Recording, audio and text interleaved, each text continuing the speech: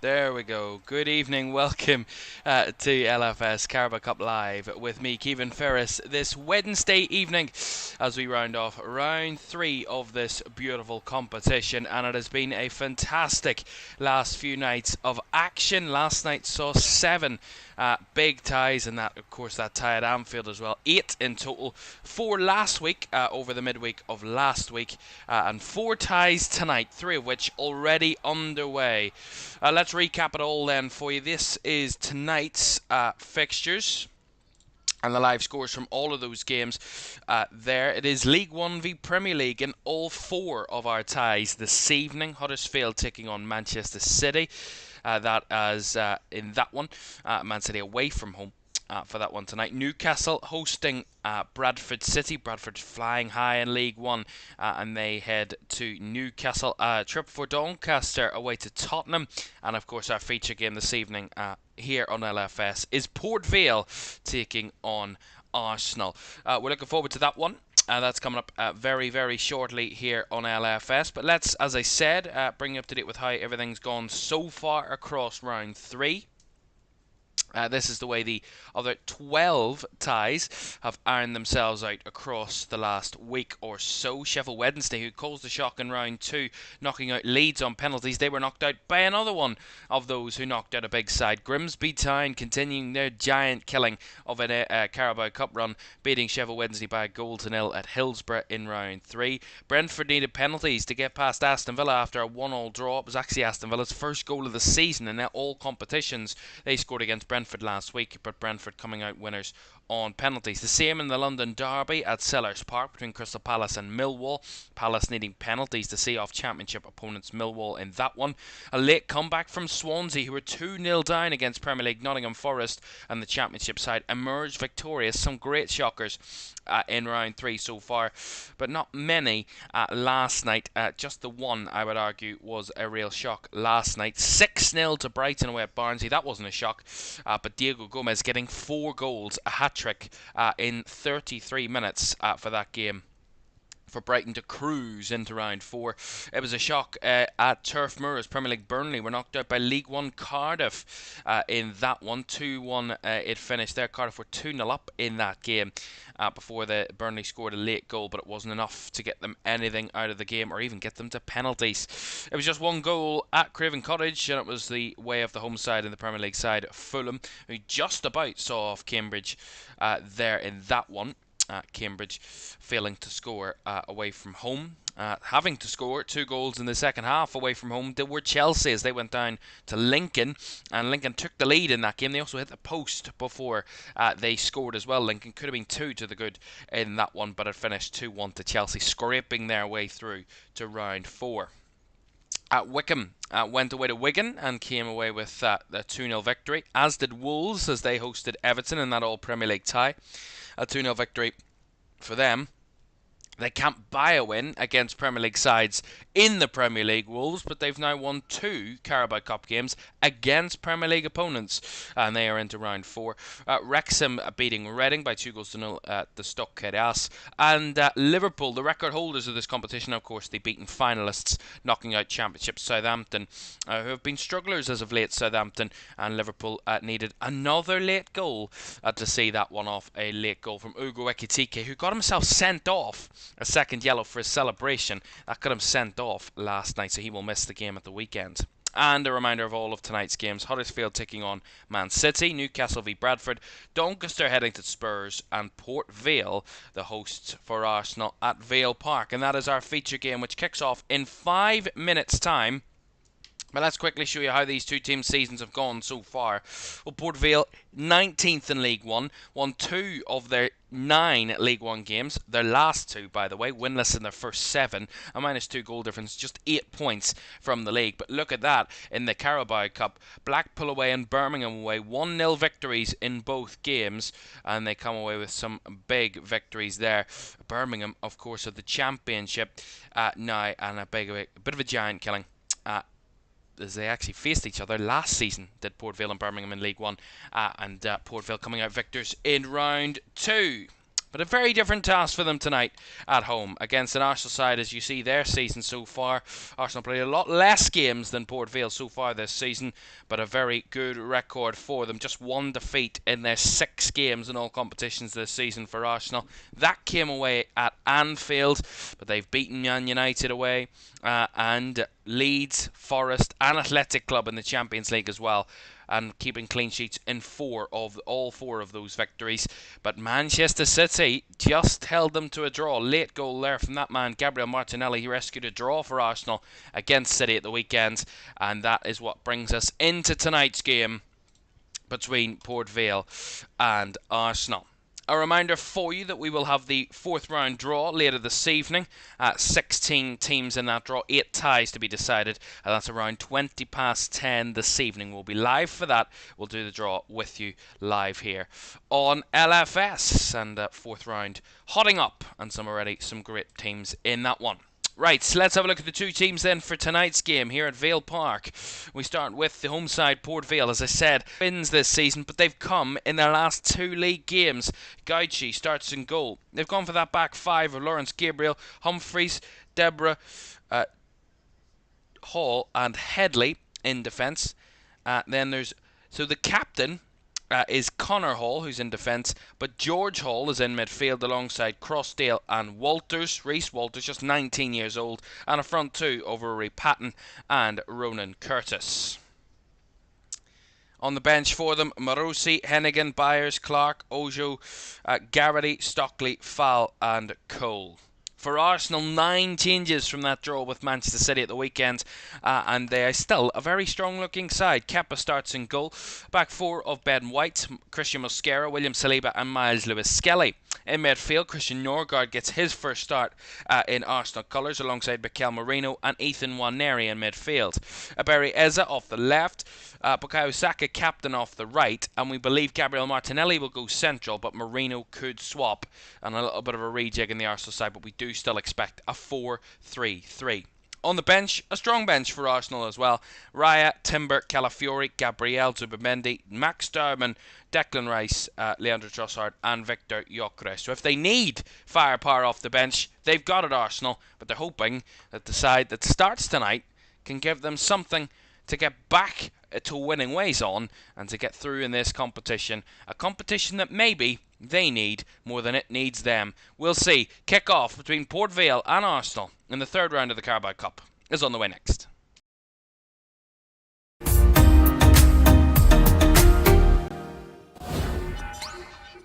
A very good evening. Welcome to LFS for this one tonight. 4 ties, as I said, 3 of them are well underway. They were 7:45 kickoffs with an 8 p.m. kickoff here at Vale Park. Very exciting. Remember, any of the games, if they are level after 90 minutes, will be going straight to penalties, and we will keep you right up to date with all the action from around the grounds right throughout tonight, and you'll not miss a single goal or moment across the evening right until conclusion. And of course, as I said, the 4th round draw coming up after 10 o'clock this evening. Port Vale, of course, in their home strip, white shirts, black shorts. Arsenal in their away strip this evening of navy blue, which is an interesting choice considering they play in red, which was not going to be a kick clash, but there we are. There we have it. And it will be the visitors that will get us underway. Vale Park, it's not been packed out to the rafters in quite a while, but when the big guns come to town, then everybody comes to watch. We saw it at Grimsby in round 2 when Man United came to town. People were climbing over walls, climbing out windows onto their mini roofs to get to watch the game. Well, Vale Park is bouncing and ready for this one tonight, and they'll be hoping that they can pull off a giant killing like Grimsby did in the last round. But we will see, because Arsenal, professional, and don't concede many goals. Just 2 goals they've conceded in all competitions this season, both coming against Man City and Liverpool, 1 respectively. So it will be some task if Port Vale can find a way through here tonight, and it will be some achievement if they do so, as they have their first long throw of the night. Jordan Lawrence Gabriel, their right wing back, will take this long throw down the right hand side. Let's see what he's got on his locker. Long throw into the box. Up and away by Mosquera. And a bouncing ball seen out of play again for another Port Vale throw. This time a short one, which they will work their way back. Fizz ball to that far left-hand side, and it was targeted out to that side for Patton, but well blocked by Ben White and seen behind for a goal kick. Well, it is all about professionalism tonight for Arsenal. It's about getting the job done and sticking to their principles, not getting too overhyped at maybe the difference in raw quality between the sides, not getting too arrogant that they'll cruise through no matter what. They still have to work hard and they still have to earn the right to score goals. And we'll see how they step up tonight to Arsenal. We already have our first goal of the evening, actually just gone a second goal as well. We'll tell you about those in a second. We'll go to North London first, and it is Tottenham taking on Doncaster Rovers, another Premier League v League One side. All of them tonight are Premier League v League One, and João Palhinha, after 14 minutes, has given Tottenham Hotspur the lead in that one. So Spurs looking to fend off any sort of hopes of a giant killing for Doncaster tonight. Early doors, they have broken the deadlock, and just as I'm hearing, they've added a second to that have Spurs, so they are cruising into a very good lead, our Thomas Frank's side. It's Port Vale down this right hand side, trying to play the ball towards their centre forward in Curtis, but nicely seen out by Christian Mosquera. Will be a throw in on the right hand side once again from Lawrence Gabriel.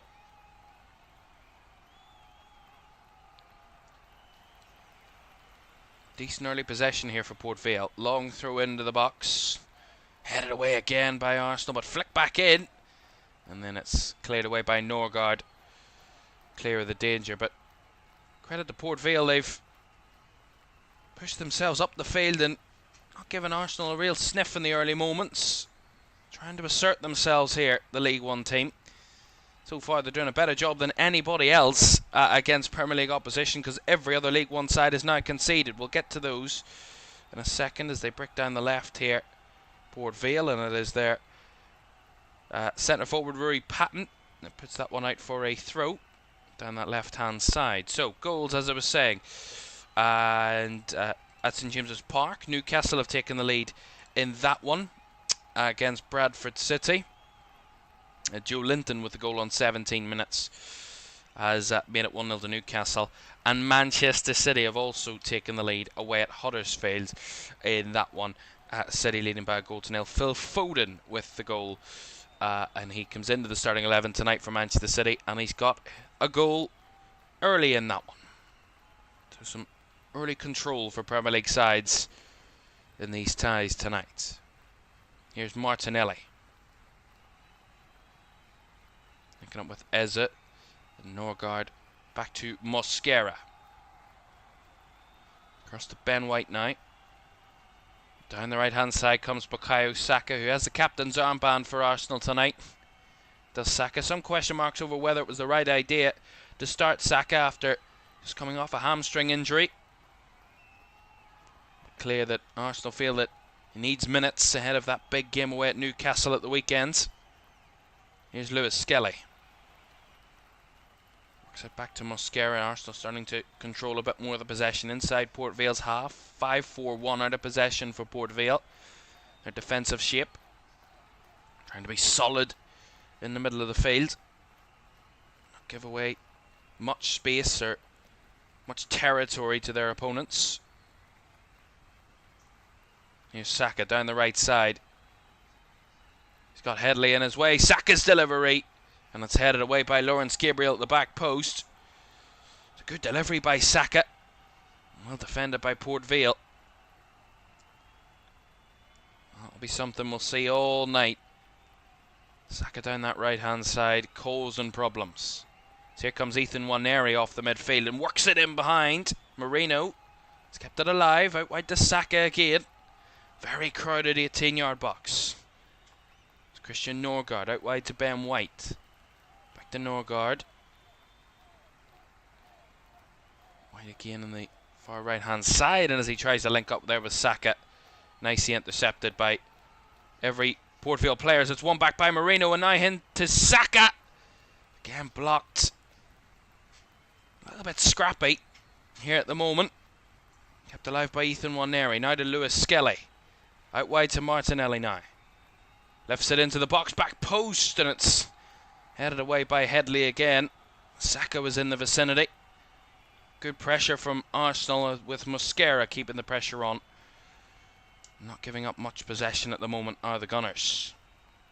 Second goal at St James's Park. Newcastle have doubled their lead in that one, so it is now Newcastle 2, Bradford City 0 in that one. So two of our Premier League teams are 2 to the good at the moment. Of course, 7:45 kickoffs in those other games. Here's Saka. Left-footed delivery. Up and cleared away again. Not much of a distance on that clearance. Nicely recycled by Waneri. Back to Mosquera. Saliba switches it out to Saka, who controlled it well, but for the moment couldn't keep the possession as he wins it back with a loose touch. Waneri swings it out to the left-hand side. Martinelli now. Relentless Arsenal pressure. Eza with a back flick and it's slotted in. Berries has given Arsenal the lead. Carving their way through Port Vale with no trouble at all. And Arsenal have the breakthrough on 7 minutes. Port Vale have had to defend exclusively for the last 3-4 minutes after their positive start. Arsenal relentless in their pressure. And they come up with the goal. It's Martinelli off this left-hand side. He just rolls it across the 18-yard box. It's flicked by Lewis Skelly.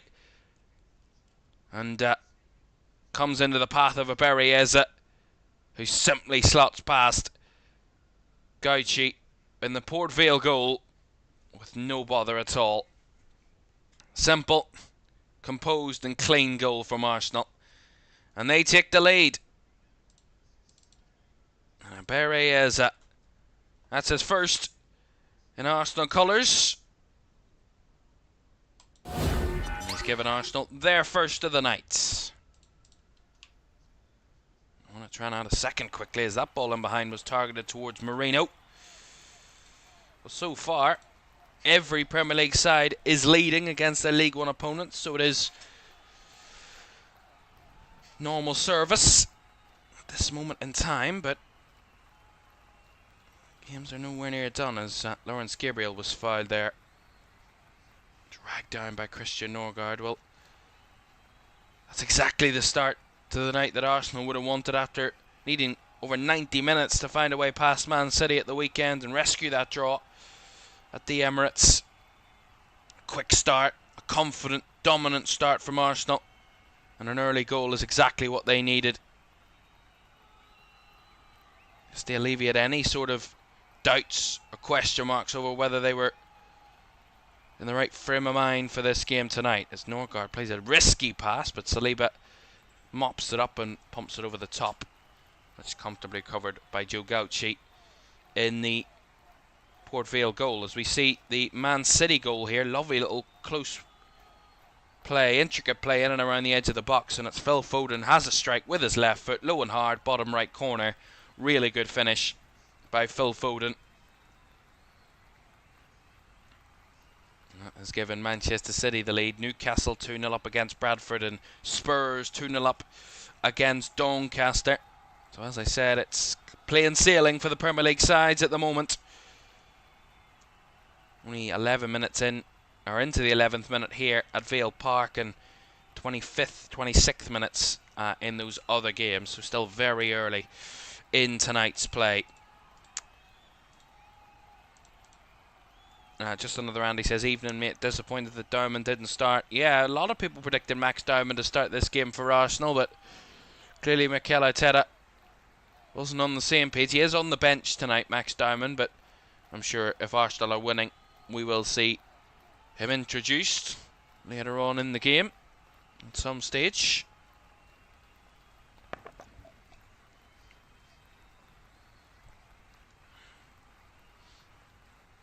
And of course tonight as well for Arsenal, it's not to be cocky, but it's sensible that certain players that haven't really had a look in the Premier League or in the Champions League lineup They get minutes tonight, you know.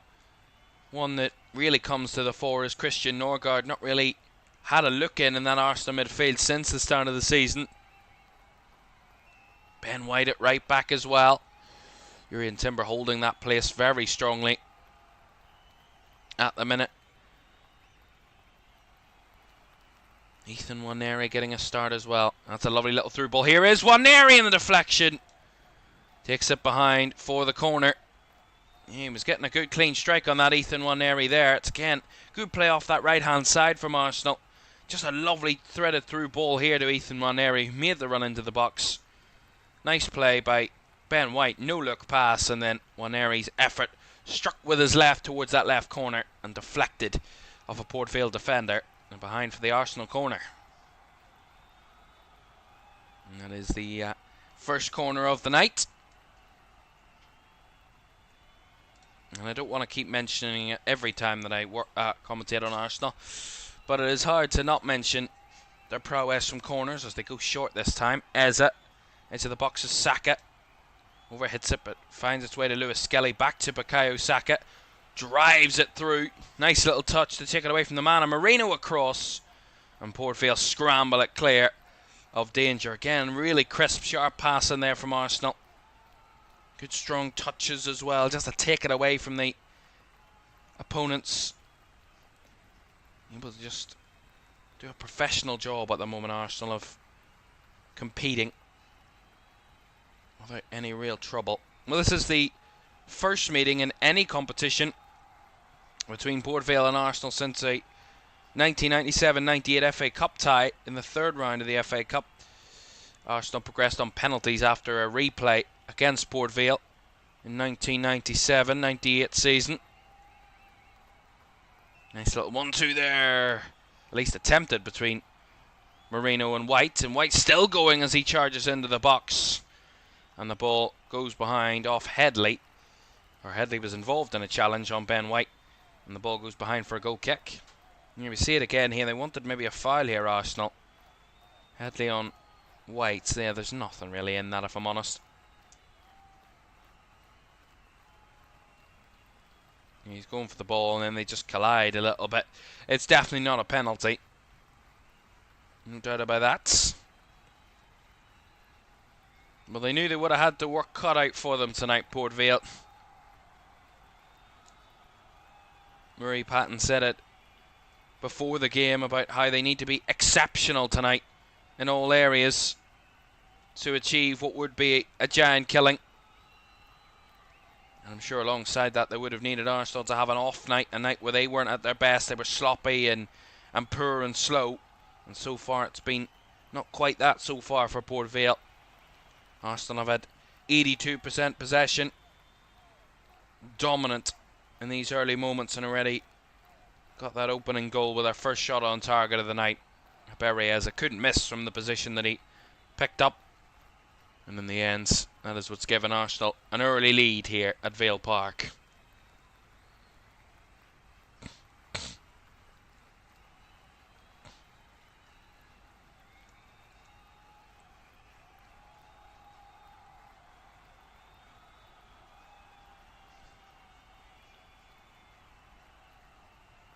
Lewis Skelly.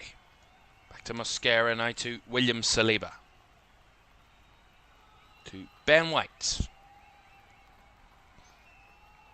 Flicks it over the top. Saka's made the run in behind. He's got the touch off the head there. Saka held it away from Headley. Lays it back here to Mikel Merino. Ethan Waneri trying to manoeuvre a bit of space, finding Saka down that right hand side, and back to Waneri again. Inside to Merino, who goes for the switch ball. Beautifully taken down by Gabriel Martinelli. Driving towards the box. Nice little 1-2 with Eza, but it drags him away from the box. That first touch there, Martinelli, as he works it back out wide to Eza. Eza finding its way to Norgard, who will recycle with Mosquera. Again, they're not afraid to be patient with it, Arsenal, or to recycle the possession. They're not forcing the issue, which sometimes you do see when a top tier side comes to a lower league team and they get a little impatient. They're like, yeah, we're going to find a way through you, so we'll just go hell for leather. I think the patience and the ability just to be calm and composed on the ball and not rush things. Just recycle the ball when you need to, and just don't give away possession unnecessarily. To allow the crowd to get up and allow the lower league opposition to have a good tackler, have a good blocker, gain a bit of confidence by stopping you. Having that ability just to recycle the ball, not force the issue too much. That's what gives Arsenal much more than just an edge here in these early moments. Eze. Back to Mosquera. Inside to Norgard.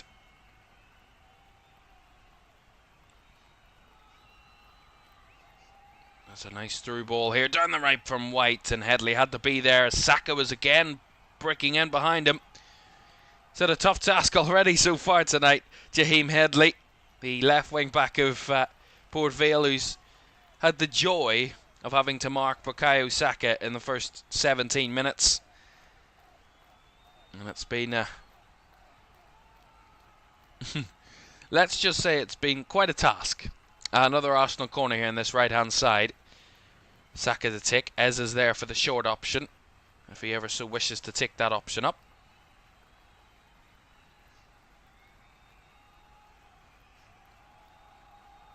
Saka to short to Eze. Works it back here to Waneri, and now Lewis Skelly. Right again to Saka. Much penetration there from Arsenal. Saliba tiptoeing it around the box. Right wide it goes to Ben White. Rolls it in behind for Saka. The flag stays down as he whips it across, and the flick-on header is right across the box and out the other end, of which Port Vale can deal with and try and come away with the ball as Norgard eases Lawrence Gabriel off the ball, and he's claiming a foul, but just a throw-in given down the right-hand side here. Or is it a free kick, actually, that the referee has given? I'm not too sure, if I'm completely honest with you. Andrew Kitchen is our referee this evening. He has given a throw-in. Just the 6th League Cup tie that he has refereed, Andrew Kitchen. Refereed Burnley against Derby in round 2 of the Carabao Cup this season.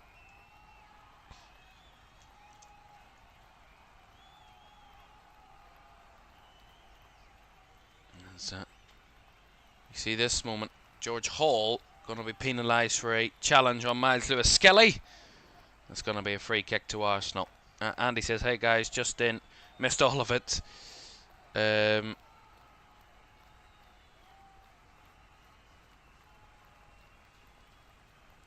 thank you very much for joining us, Andy.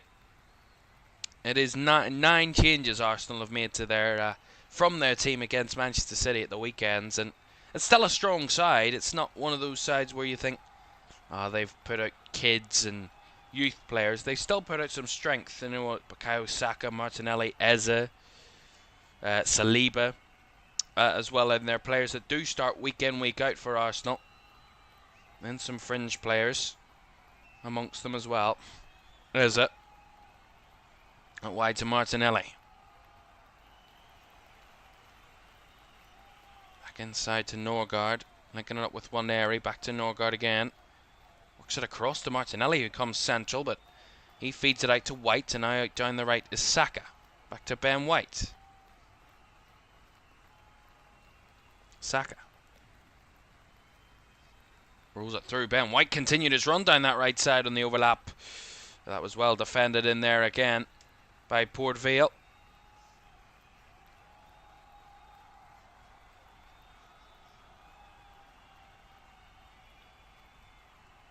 Was Connor Hall, the captain of Port Vale, that made that clearance on that occasion. Here's Gabriel Martinelli in a one-on-one battle down this left-hand side. Lawrence Gabriel in the way. He works it back to Miles Lewis Skelly now. Does Martinelli. Also tonight, as well as League Cup action, we have Premier League teams, at least one Premier League side, in Europa League action tonight. Real Betis and Nottingham Forest. And that is a very exciting game in the early moments. Real Betis took the lead against Forest.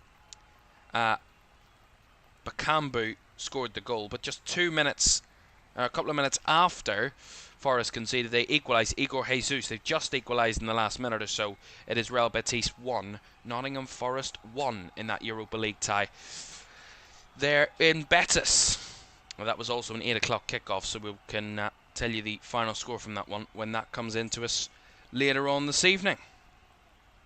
Quick reminder from around the grounds of what's going on in the other 3 League Cup ties so far this evening. Huddersfield of League 1 are 1-0 down against Premier League Manchester City. Phil Foden with the goal has given City the lead there on the road. It's 2-0 to Newcastle against Bradford City. Again, another Premier League v League 1 opponent. Joe Linton and William Osula with the 2 goals there, and Newcastle threatening for more. Spurs 2 to the good against Doncaster. João Palhinha with the first, and an own goal from Jay McGrath has given Spurs a 2-goal lead there, an Arsenal lead here by a 1-0 against Port Vale. Barry Eza with his first goal for Arsenal has given the Gunners the lead. Here's Martinelli down the left hand side, comes onto his right foot, chips it to the back post and just couldn't keep it in there. Was Mikel Merino round the back.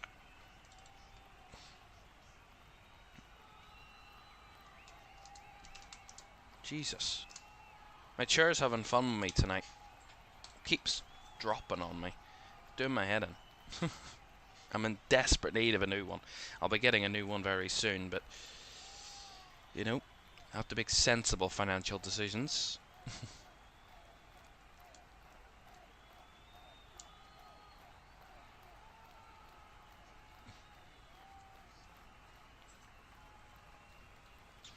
Long kick forward here from Gauchi. It got the flick on header, but didn't have the follow-up touch.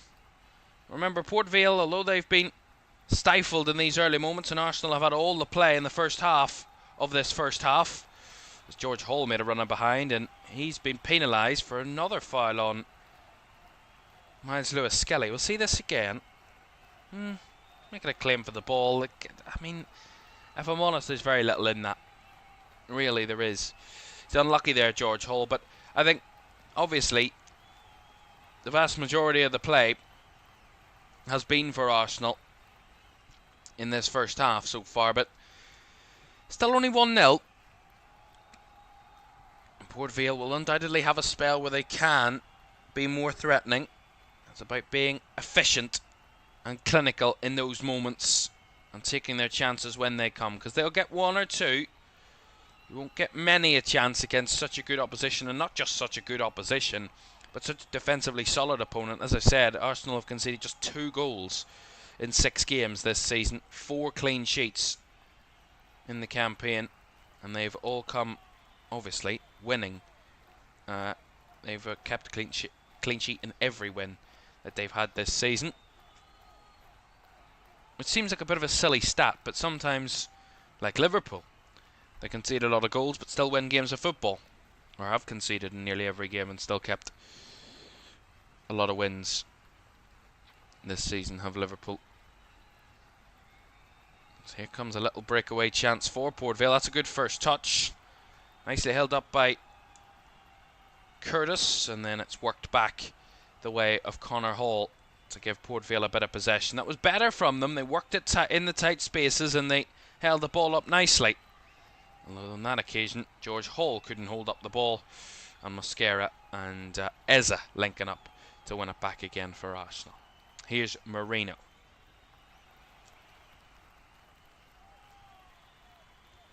And as I was saying earlier about the changes that Mikel Arteta's made tonight, you know, we see a lot of Premier League sides, as I said, throw on a lot of youngsters.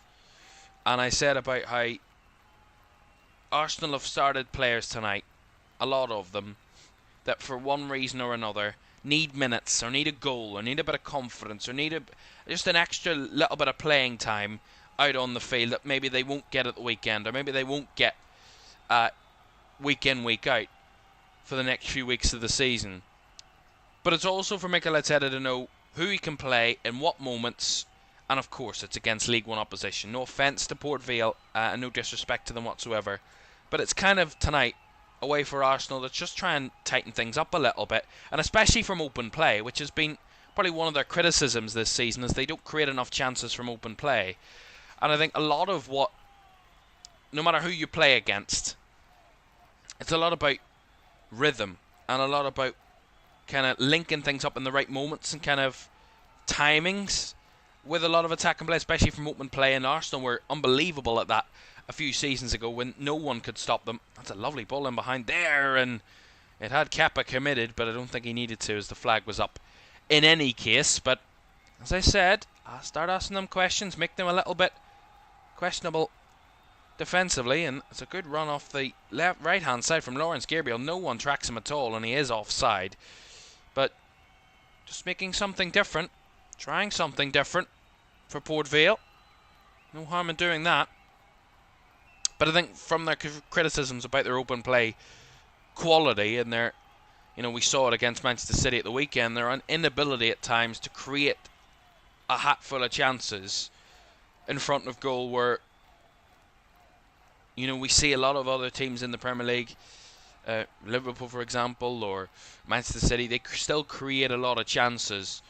And maybe at times they don't score the goals, but Arsenal at the minute are not creating those open play chances, and have been over the last few seasons relying a lot on set pieces, which are a massive part of the game, but not always the be all and end all, and you need to be good from open play. So I think tonight at times as well, some of those players that need minutes, but also just work their chemistry out. We talk about that attacking line, Gabriel, Martinelli, Eze, Saka, they'll not play a lot, but they'll play a good bit with each other this season, and it's about knowing who makes the run at what time and kind of what way they're going to work it.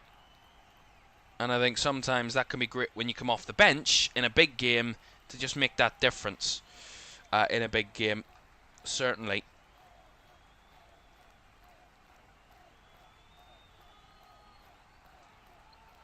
Andy says, they're going to score enough to win the league. It's okay if the opposition don't score, but you need to score to get 3 points. I completely agree. I think they were very close at the weekend to being foul of conceding a goal, and on a rare occasion when they do concede a goal, but they don't have the goals that they've scored to back it up. I don't want to keep harping back to Liverpool, but it's the key example of a team that is one of the best in the world, not playing at their very best, but still scoring a lot of goals, and not really impregnable defensively. They do ship a goal here and there, Liverpool. They do have are a bit leaky with goals at the moment, but they're still getting victories, and I think it's because of their mentality at times. I then think this was mentioned in the game on Super Sunday between Arsenal and Man City. It was mentioned that Arsenal at times can go into a game looking to get a result in the most efficient way possible, or look to go the most cautious way possible at times, and maybe think about the opposition too much rather than how good they are. They think of what threats the opposition can pose and how we're going to cover that off and how we're going to defend in these situations, or this and that and the other. And sometimes it can create this little bit of a negative mentality of make sure we keep the clean sheet first and then score the goals after. Whereas I think Liverpool, on the other hand, is score the goals first and then worry about the clean sheet after, or worry about getting the result after. And I think the way Liverpool's results have formed this season have been evidence of that, in the fact that how many times have we seen Liverpool go 2-0 up in a game this season, not throw it away, but kind of fall, literally come off the boil a little bit, and the opponents come into the game and level it up. We've seen that multiple times this season, but they still come out with the victories because they've got that quality to, when they need to, they can turn it on and they can get a goal. I just don't see that in this Arsenal team at this minute in time. And of course they got that late goal against for Gabriel Martinelli, but that's what you call great individual quality moments. For Liverpool, it's not that they've scored a screamer to win the game or kind of wonderful individual quality every single game to score a goal. When they've needed a goal, Liverpool, it's been constant pressure, and the goal comes just because they've persevered so much. Whereas Arsenal at the weekend didn't look like scoring for a lot of that game, but they got the goal from a bit of individual brilliance, and credit to that. But if you're not backing it up with the numbers of creating the chances consistently and testing the opponent's defence, you're not going to continue to create good chances and score good goals. You're going to be more reliant upon big players showing up in big moments and scoring incredible individual quality goals.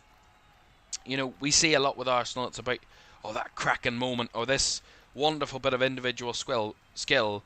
They rely upon a Zubamendi banging it in from the edge of the box, or an unbelievable flick over the top and a run in behind by Gabriel Martinelli, and an unbelievable bit of skill, perfection skill, to get past Gianluigi Donnarumma at the weekend to score goals, whereas Liverpool are constant perseverance to find a way into the net. It's just a little bit of an interest that maybe a lot of people are picking up on, the two different ways that these two teams play football and the way that they try and get results.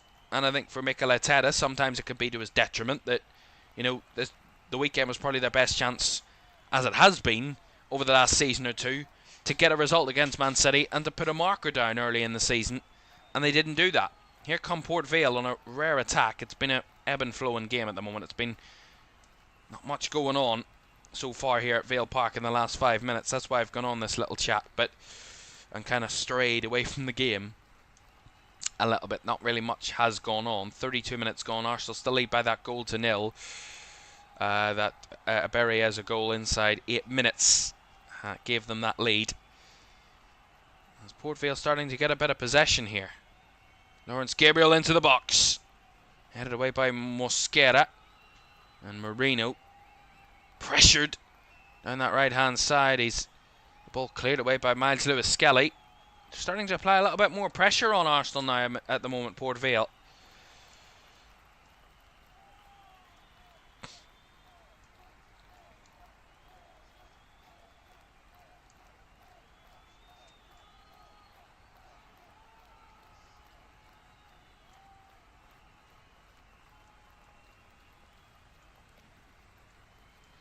I completely agree with your point there, Andy.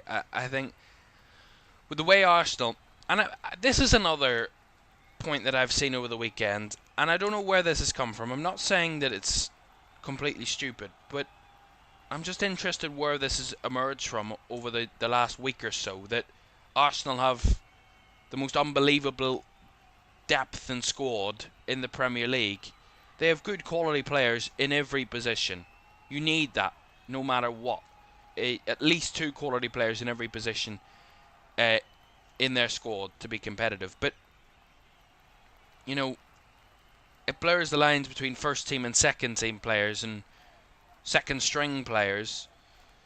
And yes, it's great to have a deep squad, but look at what they have tonight. You know, again, I don't want to keep harping back to this, but you have to, because they're the two best teams in the country. But Liverpool and Arsenal, Liverpool last night rested 8 of their starters. They weren't involved in the game against Southampton, and of course they're at home. Liverpool, they have players that need minutes, probably need to prove themselves a little bit more than Arsenal do at this minute in time, I think, coming off the bench and second string players. But they rested their captain Van Dijk and Konate and let's hold on. Arsenal coming down this right hand side here. Mikel Merino into the box, cut back here, a bubble block, and cleared away by Port Vale. Not very far though. Martinelli picks it up. I'll get back to my point in a second, as Lewis-Skelly plays it across here to Norgard, who goes back to Mosquera.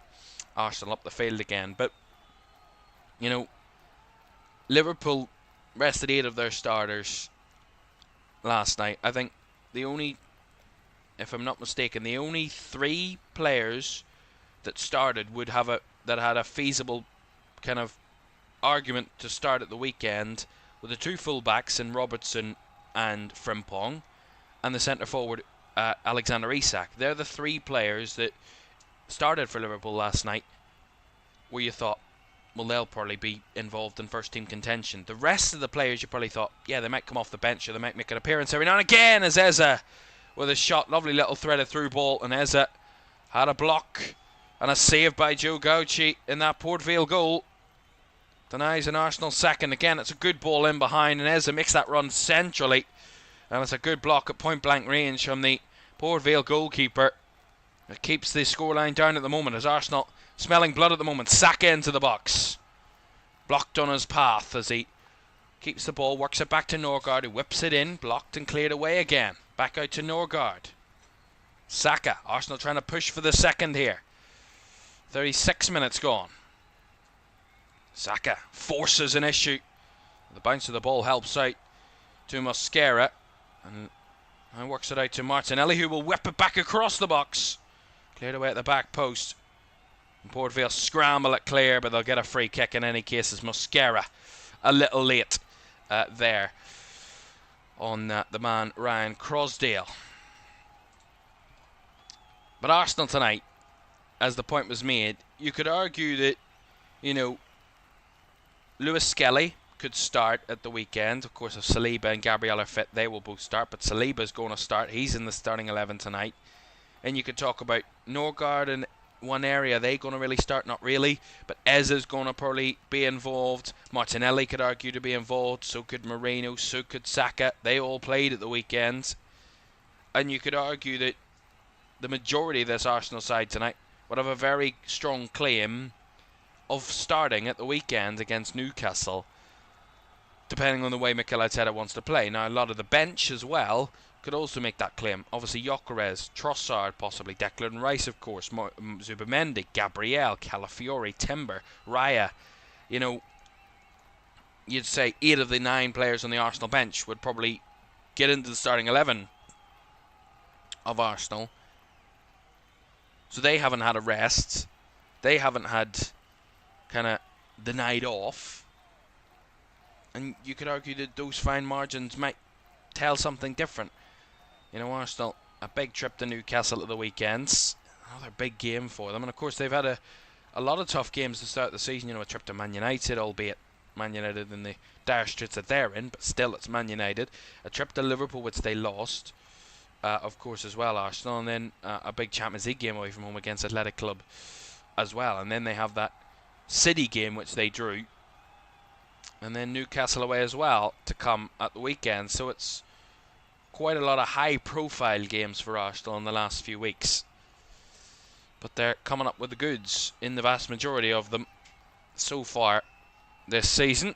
And so far in this one, they do lead by 1-0. It is half-time in those other 3 games, by the way. The Premier League sides all leading at the break. City 1 up away at Huddersfield. 2-0 to Newcastle against Bradford. And Spurs 2 up against Doncaster. And we'll recap those games as well as all of last night's and all of the round 3 results so far in the Carabao Cup. That's coming up at half-time, along with a quick look ahead to tonight's 4th round draw, which will take place after the conclusion of this game. Here's George Hall down the right-hand side. A cross attempted by Crosdale, blocked by Lewis Skelly, and Port Vale have a corner. This will be their first corner of the night. And this is what I mean about being clinical. When you get your moments, this is a chance, an opportunity for Port Vale. Ronan Curtis to take the corner on the right-hand side. And a rare attack for Port Vale.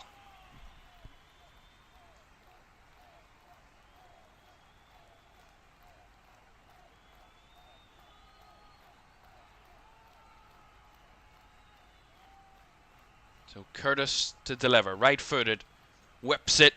And a flick down header, it took a deflection. Mosquera half clears it. And then on the volley, it was shot in there by Connor Hall, but blocked and cleared away by Arsenal. Although it's won back well here by Ronan Curtis, who will whip the deep ball into the box. Flick on headers, kept it alive. Half cleared again by Arsenal, but Port Vale having a decent spell here. Nice little 1-2 touch possession. It's Gabriel now. Swings it into the box again. Good strong header by Ben White, but again kept alive by Port Vale in and around the area. And the cross comes in again, which Waneri has to deal with. And he was bundled over, but no foul against as the referee. George Hall delivers in. It's cleared away again. This is really strong from Port Vale all of a sudden. The crowd responding. Gabriel with the ball in. And the flick on header was thumped, cleared by Arsenal. My goodness. A little glimpse of what Port Vale can offer. wanting to end the half stronger here at the moment, Port Vale. That's a good turn by Ethan Waneri. He wants to give Arsenal that little bit of control and composure once more after that tricky spell where Port Vale asked a few questions, mostly from crosses. Balls into the box.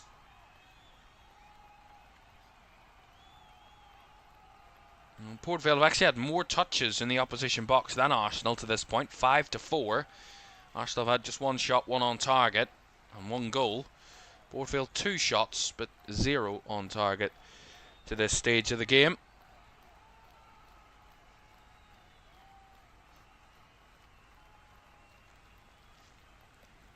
By the way, an update from that Europa League fixture between Real Betis and Nottingham Forest. And Forest are now leading. Igor Jesus again with a goal in that first half. It is now Real Betis 1, Nottingham Forest 2. And Ange Postecoglou on the way to possibly getting his first win in Forest as the Forest boss, which would be a European victory if he could do so. It would be Forest's first win since the opening day of the Premier League season when they won 3-1 against Brentford. And only still into the first half of that game, by the way, so a long way to go in Betis this evening. Also Celtic are away at Red Star at the moment in the Europa League. It is goalless there at this moment in time. So Port Vale 0, Arsenal 1. Last few minutes of the first half. Gabriel Martinelli breaking down the left-hand side, in behind the full-back, works it back to the edge of the box. Marino leaves it and doesn't allow for Ethan Waneri to get to the ball as Port Vale scramble it away. And as that long ball was attempted, it was just too much for Ronan Curtis to get on the end of from Connor Hall's ball. As we see this little bit of strength moment from Port Vale a few moments ago when they kept the ball into the box. They never allowed Arsenal to rest. Connor Hall's header into the ground, come off his own man, it bounced up. Mosquera got the half clearance. And Arsenal just weren't able to fend off what was a good strong spell there from Port Vale.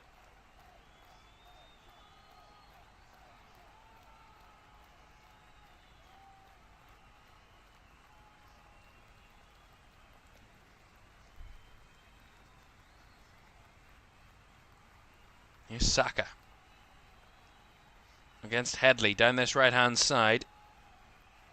Saka chops onto his right foot, works it back inside to White.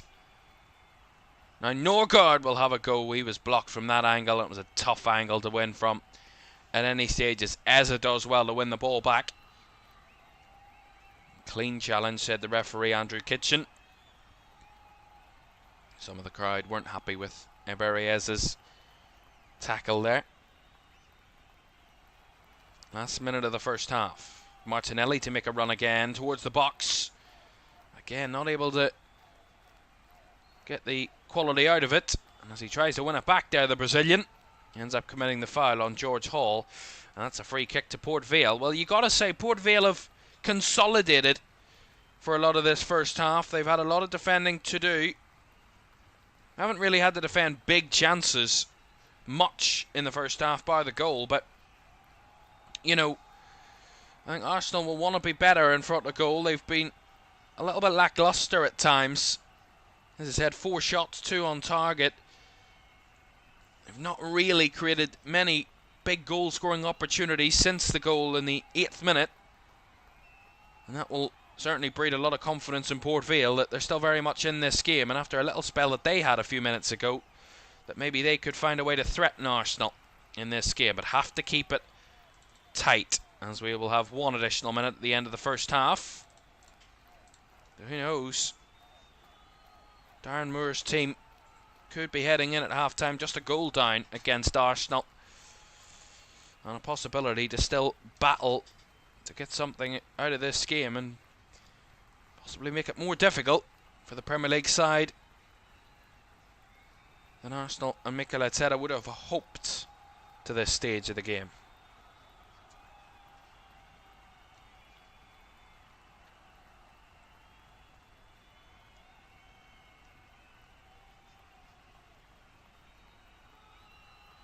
White.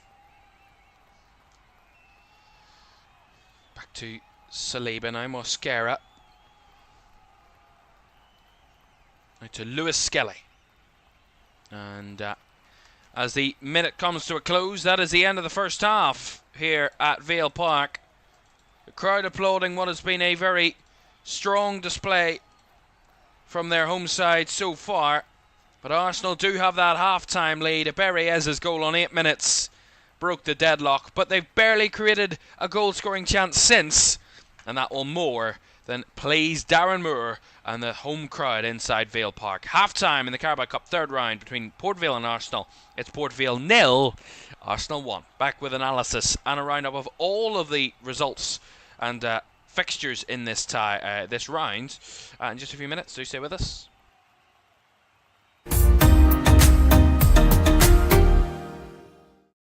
Sure, one last kick.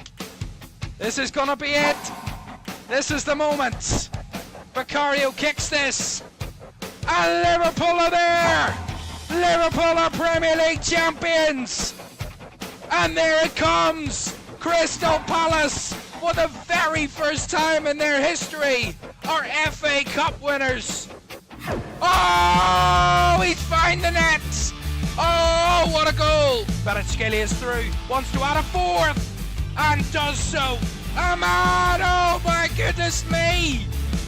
That is absolutely unbelievable. Race again. Oh! You thought he couldn't beat the first one. He's gone and bettered it. Another whip ball in. The header is in by Virgil van Dijk. Incredible.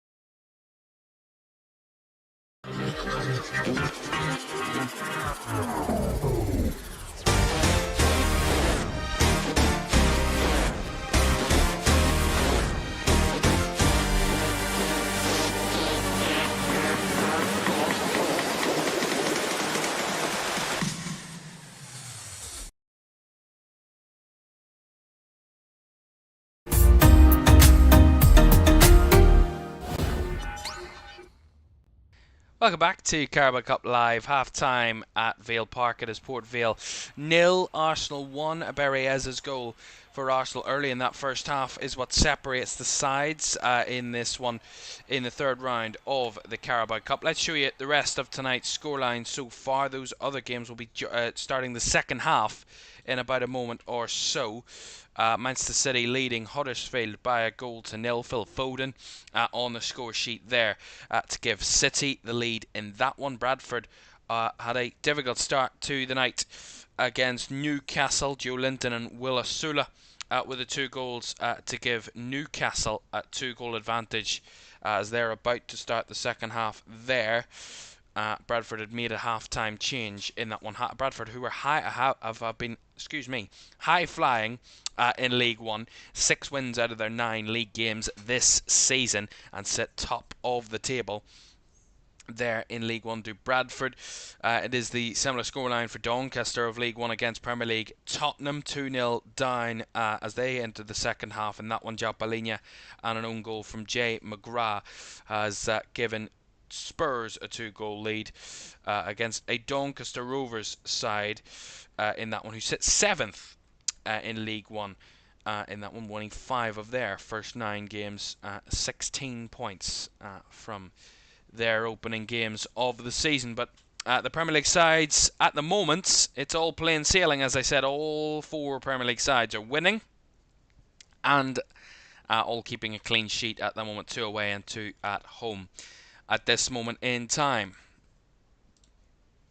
A reminder for you of all of the round 3 results so far to this point. Of the other 12 ties coming into this evening, Grimsby seem to be the team that love to beat opponents above them in the English pyramid. This is some story for Grimsby at this moment in time. Last Tuesday, 8 days ago, they headed to Hillsborough to face Sheffield Wednesday, and they came out 1-0 victors on the night.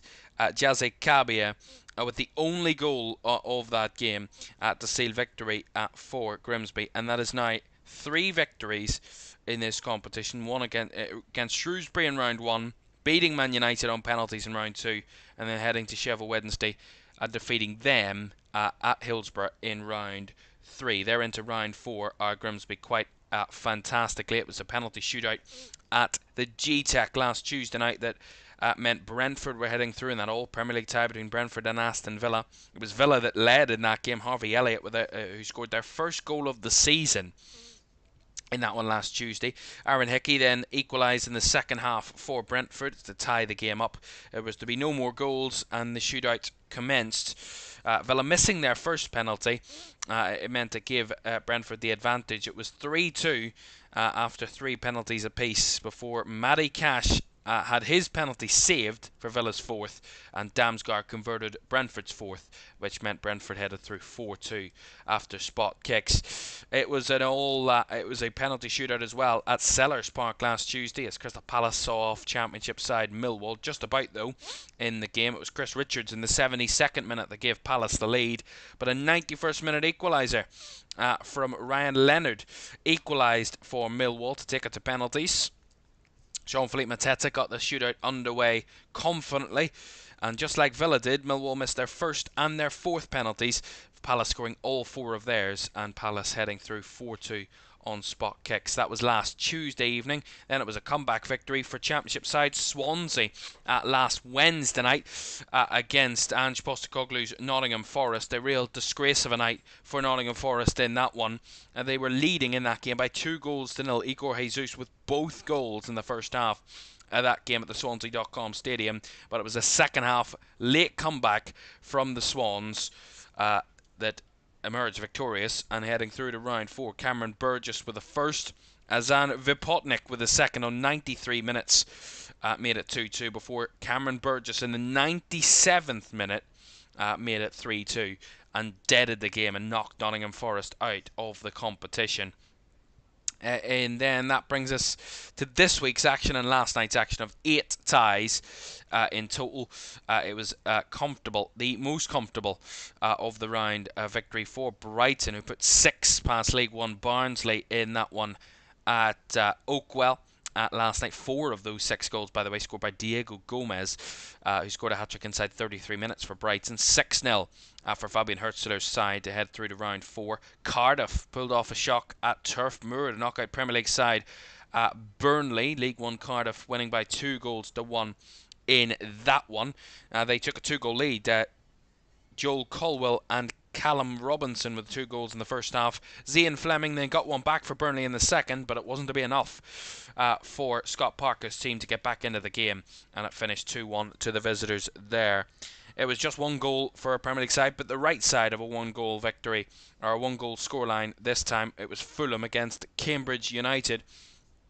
Cambridge, of course, of League 2, coming to Fulham at Craven Cottage, and knew it was going to be difficult, but in the end they actually held them out for 66 minutes in that one, did Cambridge United. Emil Smith-Rowe scoring the only goal of the game that sends Fulham through to round 4.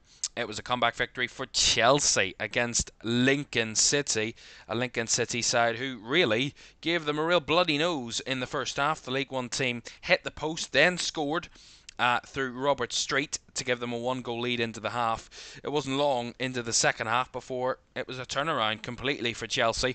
Something Enzo Maresca said at half-time certainly changed them. Tyreek George and Facundo Buonanotte, set up by Tyreek George, made it 2-1 to Chelsea, and that was all she wrote there in that one at Sinsel Bank. As well as to the right-hand column there on your screen, Wigan against Wycombe. In that one, a good game there at the Brick Community Stadium. 2 goals for the away side to win 2-1. Wycombe, Keelan Boyd Muntz in the first half, and Donald McNeely in the second half made it 2-0, and Wigan knocked out against Wycombe. It was an all-Premier League tie at Molineux between Wolves and Everton. Wolves, as I said, lost 5 out of 5 in the Premier League, but have beaten 2 Premier League opponents in the Carabao Cup already this season. And in that one, both at home by the way, Marshall Munetsi opened the scoring in the first half before it was Tolu a Corridare that scored the second to send Wolves through to round 4. A bit of a disappointment for David Moyes' Everton, who probably would have been hinting at this trophy for a bit of positivity this season for the Toffees, but they're out in round 3. Wrexham, 2-0 victors at home against Reading at the Stockade Ass. 2 goals in the second half from Nathan Broadhead meant that it was the Championship side heading through against the League One opposition, and they're into round 4. And the record holders of this competition, Liverpool, were 2-1 winners at home against Southampton in a bizarre game at Anfield. Alexander Isak got his first goal in Liverpool Red in the 42nd minute to make it 1-0 to the Reds. He was taken off at half-time, Isak, still building his fitness to the Liverpool side. Ekitike came on in that one, but it was Shea Charles to get the next goal to level things up for Southampton. Another late goal after 80 minutes meant it was a winner for Liverpool. Ugo Ekitike scoring, but already on a yellow, took his shirt off to celebrate and got a second yellow from the referee at last night, Thomas Bramall, and that meant he was red carded on the night, was Ugo Ekitike, which means that domestically he is suspended for 1 game, which means he misses their game against Palace at the weekends. That is the round 3 results. The teams through to round 4: Grimsby, Brentford, Palace, Swansea, Brighton, Cardiff, Fulham, Chelsea, Wycombe, Wolves, Wrexham and Liverpool. That is 12 of our 16 teams that will take place in the round 4 draw, fourth round draw later this evening. That takes place after the conclusion of Port Vale against Arsenal, and around about 20 past 10 this evening we will have coverage of that tie for you, or coverage of that draw for you after this tie later this evening. Right, the second half's underway in all of the 3 other ties taking place this evening in the Carabao Cup. The Premier League sides all winning by at least a goal to nil. 2 of them winning by 2 goals to nil. And at half-time here at Vale Park, it's Port Vale 0, Arsenal 1. Right, we will take a look at the ball numbers for tonight's draw a little bit now, just to give you a little hint as to what's coming up a little later. These are the 16 numbers you will have to keep your ears and eyes out for a little later. Brentford are number 1, Brighton are number 2, 3 is Cardiff, 4 is Chelsea, 5 is Crystal Palace, Fulham are number 6, 7 is Grimsby, 8 is Liverpool, 9 is Swansea, Wolves are number 10, Wrexham are 11, 12 is Wycombe, and then our 4 winners of tonight's ties: Huddersfield Man City, the winner of that one is 13, Newcastle Bradford, that winner is 14, the winner of our game tonight between Port Vale and Arsenal is 15, and Spurs Doncaster, the winner of that one, is number 16. Right, second half at Vale Park between Arsenal and Port Vale, where it is the Gunners who lead by a goal to nil at the break. Second half's on the way next. Do stay with us.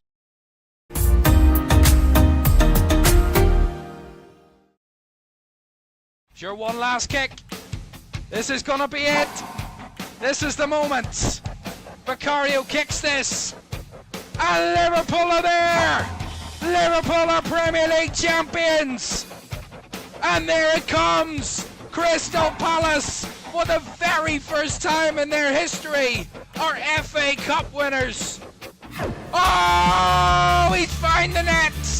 Oh, what a goal! Kvaratskhelia is through, wants to add a 4th, and does so. Ahmad, oh my goodness me! That is absolutely unbelievable! Rice again. Oh! You thought he couldn't beat the first one. He's gone and battered it. Another whip ball in. The header is in by Virgil van Dijk. Incredible!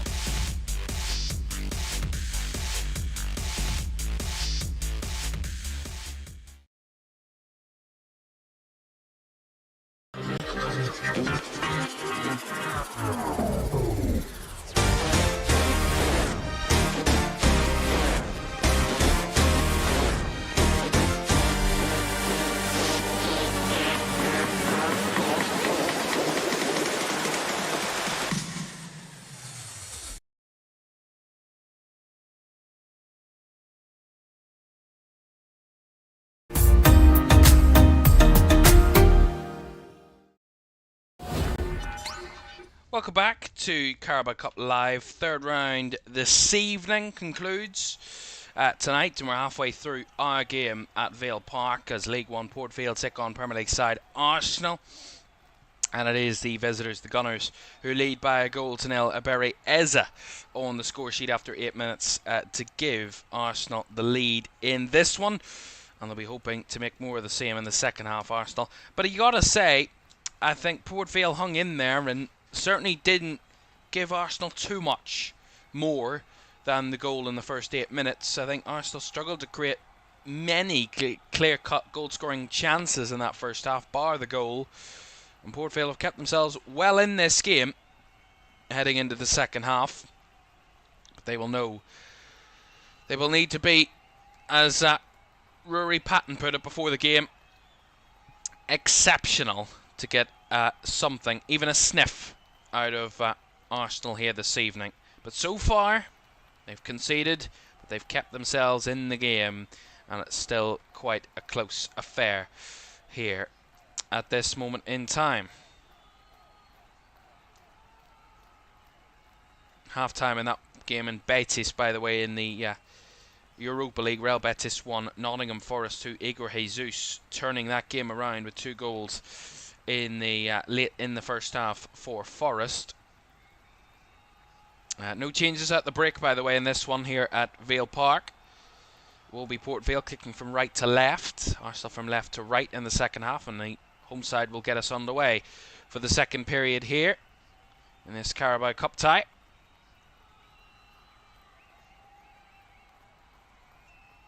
And we are back underway then at Vale Park. See what, if Arsenal can up the tempo a little bit more, maybe try and take this game away from Port Vale, and whether the League One opponents, League One side, can oppose Arsenal and give them something to think about in this second half, or even something to worry about in this second period. Is that ball down the line? Nice idea, just fizzled out of play down that right hand flank there from Port Vale. Uri Payton wasn't happy there with a challenge he got off Aberi Eza. Yeah, kind of caught him in the foot there, did Eza. And that's what Payton is a little bit, not peeved, but a little bit irritated about. It's a throw in from Arsenal, flung forward. Header was won by Port Vale, and then Arsenal try and conjure it forward. Goes out for a Port Vale throw. Well, I think for Arsenal it was a lot of possession, a lot of control, a lot of touches of the ball, but not much penetration, for want of a better phrase. Not much kind of threat in the final third. I think that will please Darren Moore and the way his team have defended, but also it will disappoint Mikel Arteta that his team haven't really gone to another gear after going 1-0 up.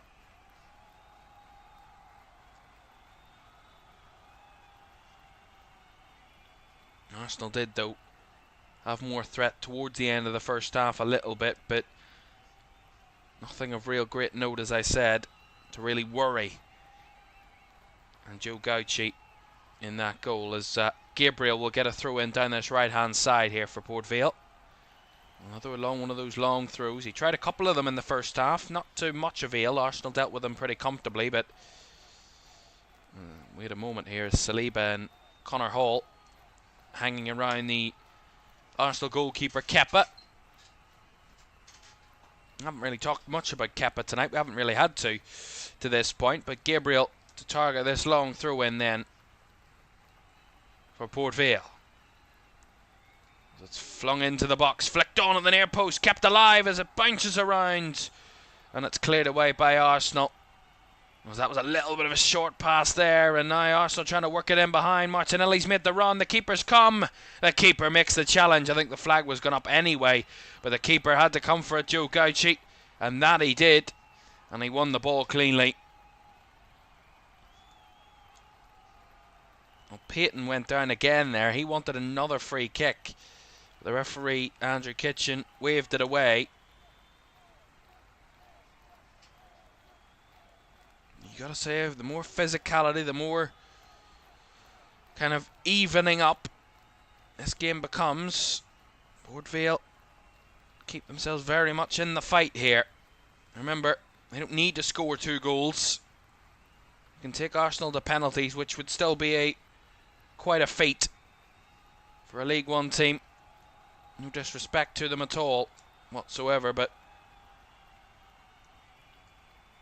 to keep this game at bay would be quite a fantastic performance from Port Vale.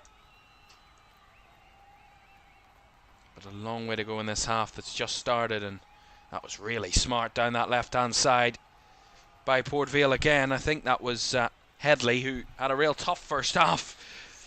Did Jaheim Headley against Bukayo Saka, and he was smart there down that side, letting the ball roll for a Port Vale throw. See this again. Joe Gauci did really well against Gabriel Martinelli there. Came flying out of his goal, and when you do that, you have to get all ball and nothing more. And he timed that challenge against the Brazilian to perfection. Joe Gauci, the 25-year-old Australian, in between the sticks for Port Vale tonight.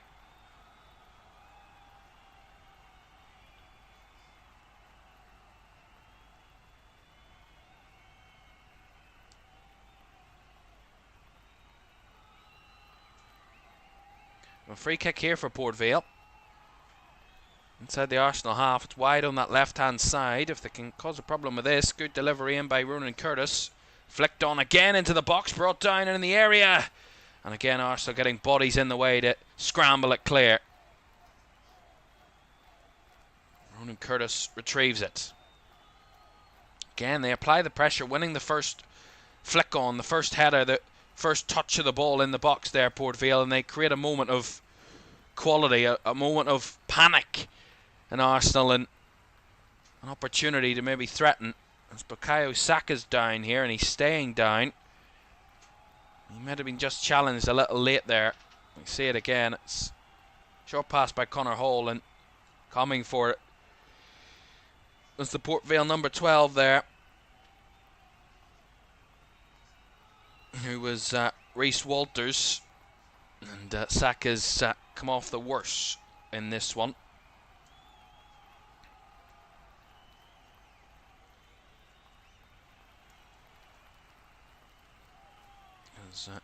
In deep thought is Mikel Arteta and his assistant there. We're hoping that Bukayo Saka's okay. That's the last thing they want to do. There was question marks coming into the game tonight whether it was a good idea for Mikel Arteta to start Bukayo Saka after just returning from injury.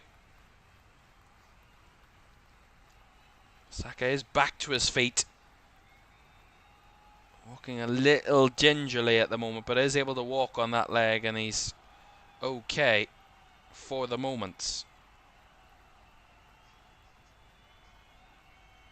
They do have options off the bench if they wish to go to the bench, Arsenal. Of course, there is a lot of quality off that bench. This chair's doing my head in. I'm definitely soon, if not this week, definitely going to be getting a new chair soon, because it's doing my nut in here this evening. It just keeps out of nowhere, just drops a little bit. There's something in the mechanism going on it. It's a good old chair. It's a number of years old. Not that is of interest to you. A reminder for you, don't forget to like, subscribe and turn on post notifications if you haven't done so already. If you're joining us tonight for the first time or for the 100th time, if you haven't subscribed or haven't liked the stream, that would be greatly appreciated if you could do that. We thank you all very much for joining us tonight and spending your Wednesday evening with us for this League Cup tie. A reminder for you, we have the draw.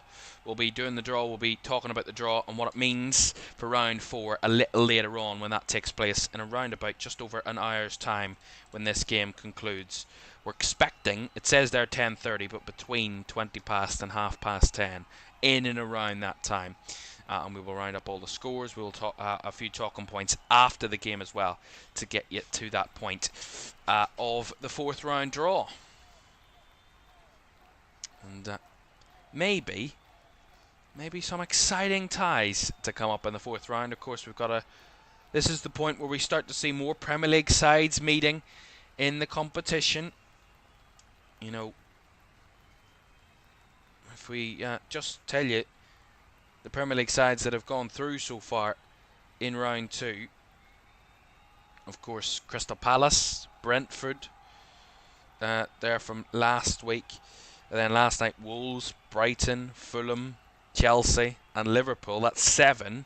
And then if all 4 Premier League sides go through tonight, that's 11 of our 16 teams in round 4 would be Premier League sides if it stays as it is so far this evening, which would be a very high chance that there will be quite a number of all Premier League ties in round 4.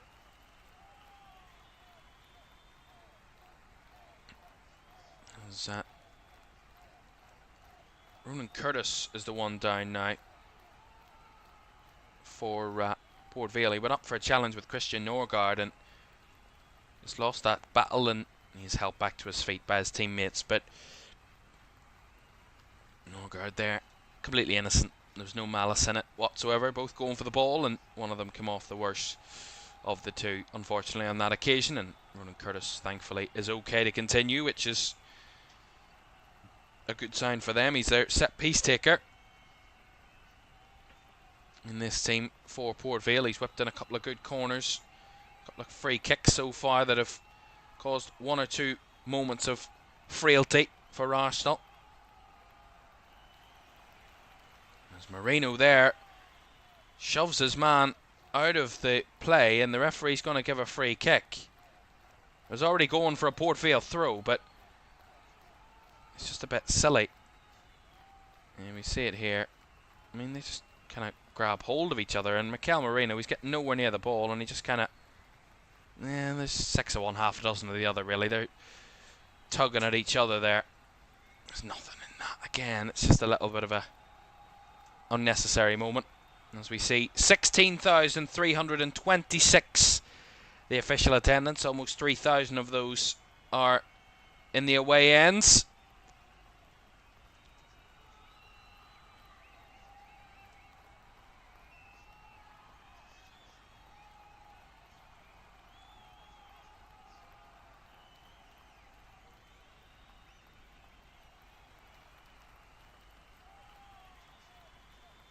Ball in behind there for Martinelli again. Well blocked off, although Joe Gauchi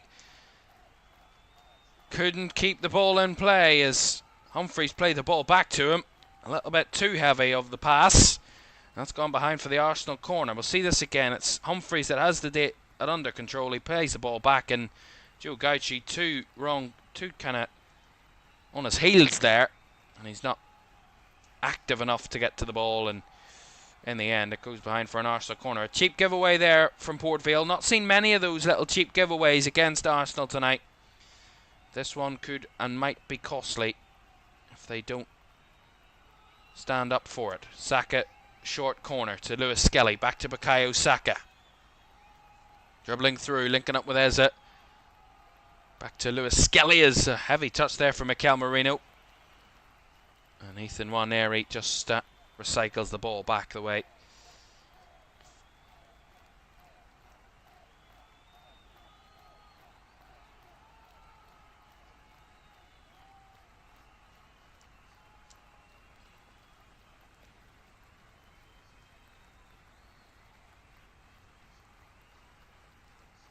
Here's a ball in behind for Saka. Well challenged. Out for another corner. It's Headley again that's committed with that challenge. Another Arsenal corner.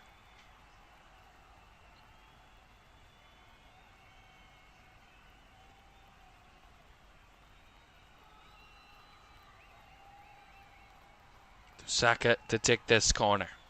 Once again, as the almost 3,000 Arsenal supporters behind this goal, hoping to see their side find the net once more. Made the trip all the way to Vale Park tonight, those Arsenal fans. Saka to take this corner. The 4th of the game for the Gunners on this right-hand side. There for the delivery. It's flicked on the near post, but headed up behind. And it's going to be a goal kick. Mosquera arguing his case that the last touch came off a Port Vale defender. I think that was kind of common expectation there, but not what the officials saw. We'll see it again, the replay. Did it come off Mosquera? couldn't really see from that angle. It's quite too far away, but it's Humphreys that was involved with him. And the officials certainly believed that the last touch did come off the Arsenal player. Well, some thinking for Mikel Arteta still to do as we edge towards the hour mark. Port Vale still keeping Arsenal at bay, just to the 1 goal. Albeit Arsenal, if it stays like this, obviously would be going through, but Port Vale have kept it close. That maybe late in the game you never know what can happen. As that's a ball in behind, Mosquera had to deal with it and did so, but not without any pressure, as it's won back again by Port Vale, and the flick-on ball was just away from Ronan Curtis, who was trying to make that run, and it's gathered by Kepa. There are moments when they show physicality, Port Vale, that Arsenal are not completely out of the woods yet. A reminder for you, those other games edging towards the final 15 minutes in the Carabao Cup tonight. Huddersfield 1-0 down at home against Man City. Phil Foden the scorer there. Newcastle 2 to the good against Bradford. Spurs 2 up against Doncaster in that one. So most of those games, if not all of them, are pretty comfortable for Prem sides. But the City one away at Huddersfield, quite interesting. City are still pushing for that second goal in this second half. They've had 6 shots already, 3 of them on target. Huddersfield not really threatening too much to try and equalise. It's 3 shots. They've not had a single shot on target in the second half of Huddersfield, so they're not producing a lot, but keeping themselves in the game. Quite similar here between Port Vale and Arsenal. Port Vale not threatening Kepa very much, but just keeping the game at a level playing field, at a close proximity, that you never know late on anything can still happen. Well, Port Vale's last win over Arsenal in any competition came in the second tier back in September of 1901, and they've failed in 9 attempts to beat Arsenal since, drawn 5 and lost 4 of those last 9. 1901, 124 years ago, was the last time Port Vale picked up victory against the Gunners, and they were both in the second tier of English football back then. There's probably no one alive that was alive today that was alive then. I would doubt that there is, certainly. I'd be very surprised if there was one. Here's Christian Norgard from Arsenal. Saka knocks it back to Mosquera. Lewis Skelly now. Down the left-hand side comes Martinelli. Skelly now. Trying again, work it in and around the box here, Arsenal. Port Vale keeping them at bay at the moment. Saka down the right-hand side. Works it back inside. Saka making that drive across the edge of the box. Lays it off. Again, very tight spaces. Norgard trying to work the angle. Works it out wide to Ben White. White with a low, hard cross across the box as it sneaks away out of the box. And now the shot from Waneri was charged down and cleared away again by Port Vale. Again, working it nicely, Arsenal. Keeping the spaces, opening up the opportunities and having a go. But to no avail once more, as Arsenal are going to make a change here. Bukayo Saka's coming off. He's going to hand the captain's armband off as well. And so Arsenal making this change. Max Dowman is coming on. So I think Arteta has said that's enough for Bukayo Saka tonight. Some minutes in the legs, just about an hour in the legs of Saka. We'll see whether he will start on Sunday away at Newcastle United in the Premier League. Young Max Dowman. We're heading to school in the morning. I don't know whether he will. This trip to Port Vale might keep him at bay from going to school. It'll be a late night if he does. And Max Dowman comes on for Arsenal for Bukayo Saka.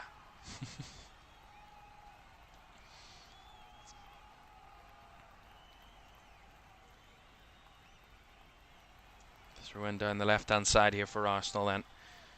Maybe, who knows, whether I don't even know what I was going for there.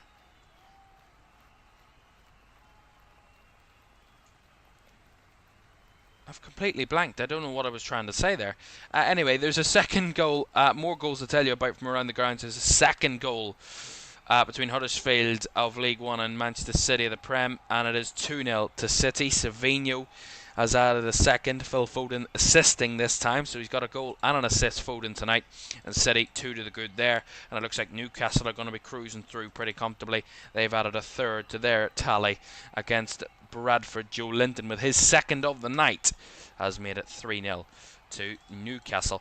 Spurs thought they'd conceded. Doncaster thought they'd scored there a few moments ago, but that goal was ruled out. So offside. Of course, no VAR in this competition until the semi-finals. So clearly the on-field decision was offside. And in the end, it is still 2-0 to Spurs in that one. 64 minutes gone here. Still Arsenal lead by a goal to nil against Port Vale. I'll bring you some stats from those other games, by the way. We did a bit of a stat check on those other games. Huddersfield have been eliminated from each of their 5 domestic cup ties against Man City. Most recent one, a 5-0 defeat in the 23-24 FA Cup third round. Looks like they're going to go the same way tonight. City unbeaten in each of the last 8 meetings against Huddersfield in all competitions, and have won the last 3 by an aggregate scoreline of 14-1. City don't have a great record recently in the Carabao Cup. They've lost 3 of the last 4 League Cup matches. Man City won 1 of those. That's more defeats and eliminations than across their first 29 games in the competition under Pep Guardiola. Won 22, drawn 5 and lost 2, but lost 3 of the last 4. Right, Port Vale got to make changes here at this juncture. Love that word, juncture. So Arsenal made the first change of the game, but Port Vale are going to make a double sub, I believe. At this moment in time, we'll bring you that information in a moment. We've had another goal from St James's Park. It is going to be a double substitution for Port Vale. So 65 minutes on the clock. And they trail by 1 goal to the League One team.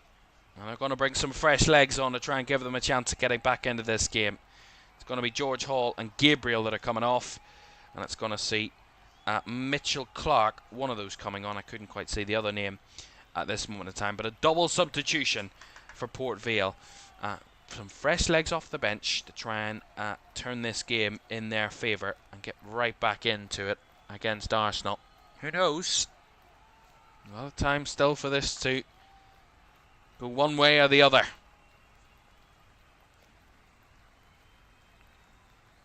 As I was saying, another goal at St James's Park, and our first goal from a League One team of the night, and that is Bradford City. They've got a goal against Newcastle just after Newcastle got their third of the night. It is now 3-1, and it is Andy Cook with the goal on 79 minutes. Has given Bradford slim hopes, but hopes nonetheless of maybe a comeback. But I think it's maybe too little, too late. 3-1 to Newcastle. Reminder, those games coming at those early kickoffs coming into the final 10 minutes. Still a good 25 minutes to go here at Vale Park. That's a nice ball down the right here from Max Dowman. Dowman getting into the box, goes to the byline, trying to work it across, but couldn't get the ball in. It's cleared away at the near side by Headley for Port Vale. Mitchell Clark and Ben Garrity are the two that have come on for Jordan Lawrence Gabriel and George Hall. So a double substitution there for Port Vale. Quarter of the game to go. Arsenal with a throw in down the right hand side. It's going to be Christian Norgard that's going to take this throw in. He's going to go for the long one, I think. He is. Norgard with a long throw into the box. Flicked on at the near side, but cleared away. And the wild effort from Ben White from long range is wild indeed with a bar. Goal kick. As we see the goals from the other games and watching the Newcastle game, a cheap giveaway from Newcastle, and what a finish by Andy Cook. That is a great goal. And Bradford do get a goal at St James's Park. Sloppy from Newcastle, but what a finish on the half volley from Andy Cook. Off the roof of the net and into the give them a goal back. Some would feel it's just a consolation, but you never know if they can get another one. But Newcastle will be disappointed to even give away one of those goals, as that's a ball in behind. But Kepa is alert and thumps it away. Tried that run. Ronan Curtis made the run in behind, and it had Kepa worried. Whether he was on or offside is another question for another day, but it was a threat that Kepa, the Arsenal goalkeeper, was worried about. And they're going to try another long throw here, Port Vale. Off the right-hand side. It's a long looping throw. It didn't get much distance on it. It's cleared away by Eza. One back though by Port Vale down the right-hand side. Trying to move the ball quickly. Lovely little combinations as the ball bounces and bobbles across the box. Right to the right-hand side again. A whip ball in, and a cross that was whipped beautifully into the box, but just too high for anybody in there to compete for. Again, Arsenal a little bit off it there, a yard off, competing for the ball, and it's a good delivery down that right-hand side, whipped in right across the 6-yard box, but it's too much height on it to cause a threat, and that goes away from Arsenal. But again, some more threat from Port Vale, and they're going to make another double substitution here.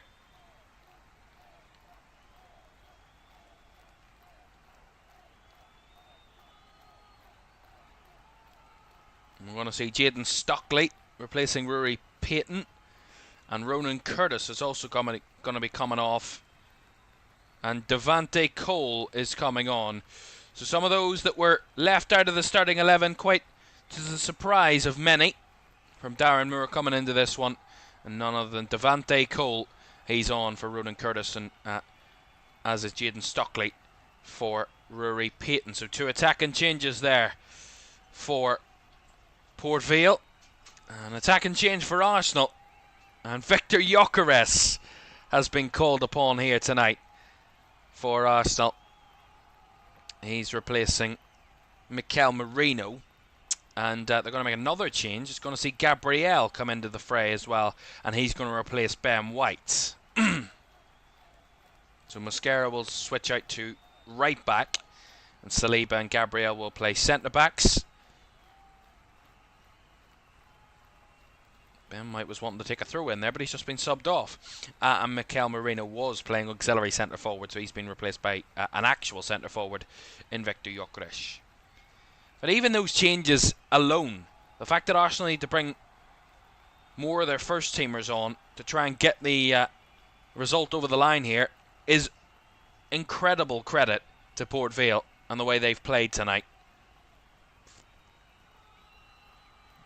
Hopeful ball there by Norgard, but it gets to nowhere now. Played down the left. Too much on it there for Devante Cole to threaten. Goal kick. Well, he's started to turn in the goals, Devante Cole, in the last few weeks. 3 in his last 3. 4 goal contributions in his last 3. Scored both. And that 3-2 defeat scored and assisted the 2 goals that Port Vale scored against Leyton Orient. That 3-2 defeat a few weeks ago, and has scored in each of his last 2 league games for Port Vale. Both victories, of course, they're 2 victories of the season. And Devante Cole, a major threat in this Port Vale side, and a threat of which they will want to use and to exploit tonight. As here's Arsenal down the left-hand side. This could be an opportunity. Martinelli trying to dribble into the box and marshalled all the way. Well seen out there as that's thumped away long there by Jesse Debra. As wanting a foul, getting a foul. No, they weren't. Port Vale wanted a free kick there down the right-hand side, but referee saw no issue, and we play on.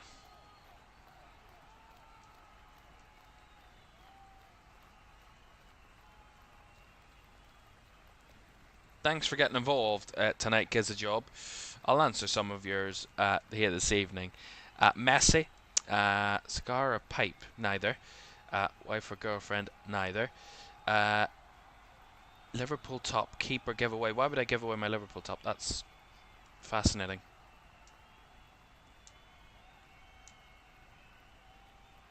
Andy says the Gunners should get another with who's on the pitch now, hopefully for them. Yeah, I mean, as I said, with those changes, you know, Victor Gyökeres coming on to play against the League One side in a Carabao Cup tie is so much credit to Port Vale that they have to go to their star striker, Arsenal, to try and get another goal here and to put this game to bed. Along with one of their best centre-backs as well, and Gabriel, who was given a rest tonight. He's having to come on to just make sure that the defence is as solid as it can be to get them over the line. And that, as I said, is a major credit to Port Vale. Another goal at St James's Park. It's a 5th goal, but it's a 4th for Newcastle, and that game is now surely put to bed.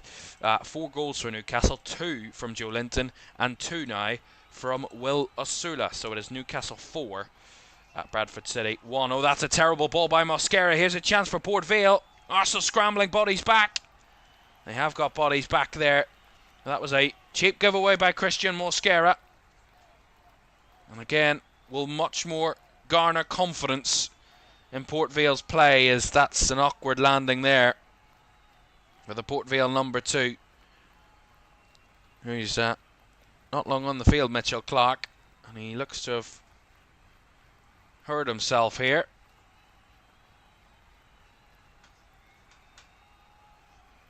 Yeah, Mosquera here, he just plays a telegraph ball across his own goal and across the edge of his own box, and it's just a silly pass to play.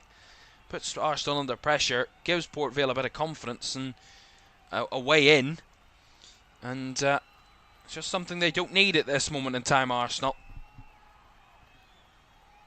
One mistake could be very costly for them this late stage of this Carabao Cup tie. Here's Gyökeres. As Mitchell Clark is okay, by the way. There's Patling, the winner back in the midfield there. The home side, but they just about seen off by Arsenal. Andy says, not a convincing win at the moment. 1-0, 2-0 is. And yes, I organised Port Vale are. Yeah, they've been fantastic defensively. But at the same time, Arsenal have been lacking. I mean, Ez has been invisible in the game, and it's just he's not been involved. They've not kept the ball in the final third enough, Arsenal, in this second half. They've had 2 shots in the second half. There's been 2 shots in the second half, both for Arsenal, and they've both been off target. They've both not been threatening. And again, a cheap giveaway here is Devante Cole from a deeper position, and he's almost found the net there for Port Vale, just over the crossbar. Just over the crossbar. Again, it's a silly giveaway. It's Kepa, plays it out.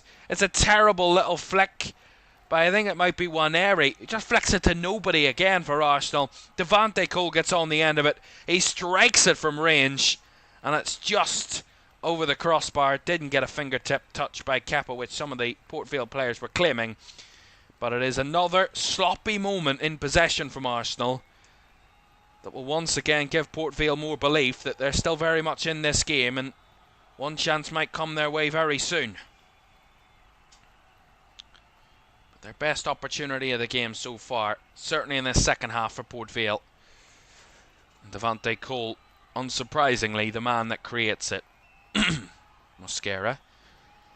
Now they're enticed to press a little more, enticed to attack a little more, Port Vale, enticed to put more pressure on Arsenal. And it's a kind of a domino effect. A chink in the armour has been spotted.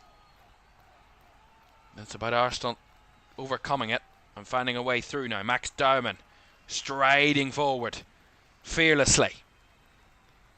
Lays it off to Miles Lewis-Skelly, but again, as they get to the final third, the rigidness and the stubbornness of Port Vale is shown once again. Excuse me. Norgard. Mosquera. And again, Waneri caught in possession. A little bit of a heavy touch there on that occasion from Jayden Stockley.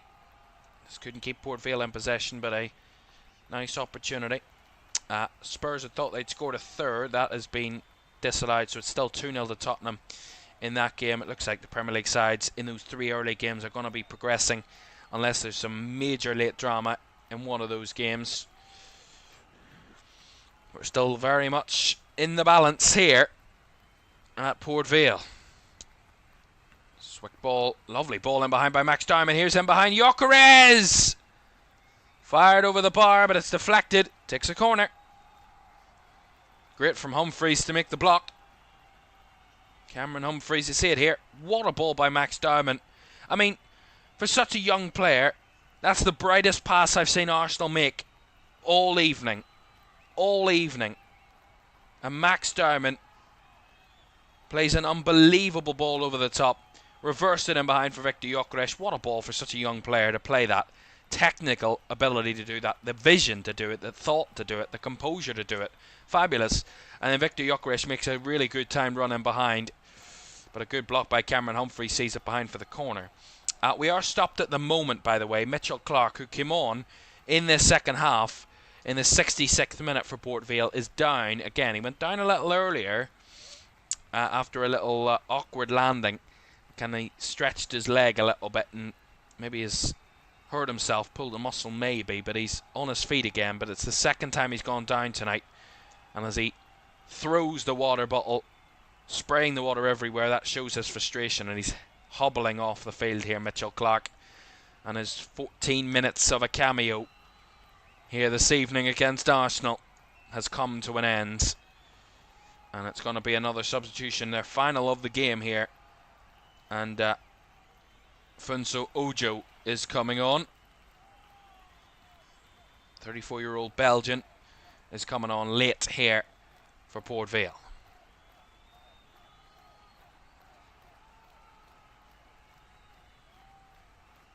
It's finished at, I forget what Huddersfield's ground's called. The John Smith, yeah, the John Smith Stadium. It's Huddersfield finished there, Huddersfield 0, Manchester City 2. So City are through to round 4. And it should be confirmed in those 2 other games very shortly. Still Forest who lead Betis by 2-1 in that Europa League game. Celtic drawing 1-1 with Red Star. They took the lead, Celtic, but Red Star levelled up. So that is 1-1 there in that one. Arsenal going to their bench once again and bringing on some more stronger players and more fresh legs and some more first teamers. As the man who at the moment will be sending Arsenal through to round 4 in Eze, he's coming off along with Gabriel Martinelli, and Declan Rice and Leandro Trossard are coming on in their places. So a double substitution there for Arsenal, and some more big names entering the fray ahead of this Arsenal corner. It's now 3-0 to Spurs. Brennan Johnson has made it a once again comfortable night for Spurs against Doncaster Rovers. 3-0 to the good there. Corner to Arsenal. Taken short. Diamond. He's it back to Rice, who's just involved in the play for his first time tonight. Back to Diamond again, and Rice again. Body still in the box. They're not willing to put the cross in there at the moment, Arsenal. That game's now done. Spurs 3-0 winners against Doncaster. It's still going at St James's Park. 4-1 to Newcastle at the moment. But it is surely a formality now what that result's going to be. This one far from a formality at this moment in time. Big key talking point of the second half is that Arsenal have had to come and gone to the bench to bring on some real strong starters. Gabriel, Gyökeres, Declan Rice amongst them, coming off the bench to try and get this game over the line for the Gunners and make sure they don't falter against League One opposition here this evening at Vale Park. Even if they do find a way through here, Arsenal, it will be some credit, some positivity for Port Vale to take out of this game, that they have been absolutely excellent tonight in and out of possession. Probably you would feel maybe in possession they could have done a little more, but really defensively they've been quite magnificent tonight, Port Vale. Faultless. But it's about now trying to find one moment. They've got nothing to lose now. They may as well just go all out for it, Port Vale. If they get a goal, they could be taking Arsenal to penalties. That's the dream at this moment in time. If they can do that with now what the players, the personnel on the field for Arsenal, that will be some job. Newcastle have won that game by 4-1 against Bradford. So they are through to round 4 alongside Spurs and City tonight. Will Arsenal join them? We'll find out very shortly. 7 minutes of this game to go, plus the additional time.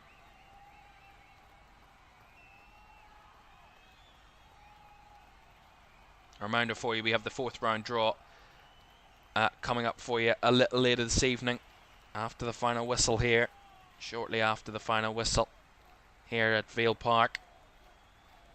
That's another sloppy moment from Arsenal. Forced straight out of play. That ball from Gabriel, and that's going to be a throw into Port Vale. 6 minutes of the 90 to go. This chair is doing my head in at this minute in time. Thank you all still for joining us. A reminder, don't forget to like, subscribe and turn on post notifications if you haven't done so already. You might be sick of hearing me saying it, but thank you all indeed for joining us. It's great to have you with us for this one tonight. Port Vale, another long throw attempt down the right side. Into the box it comes. Up and flicked on by Stockley, but Arsenal scramble it away, and it is well recovered by the Port Vale midfield as they try and whip it back in. Lofted ball into the box. Kepa comes, and Kepa claims. Quite unchallenged there. The Arsenal keeper.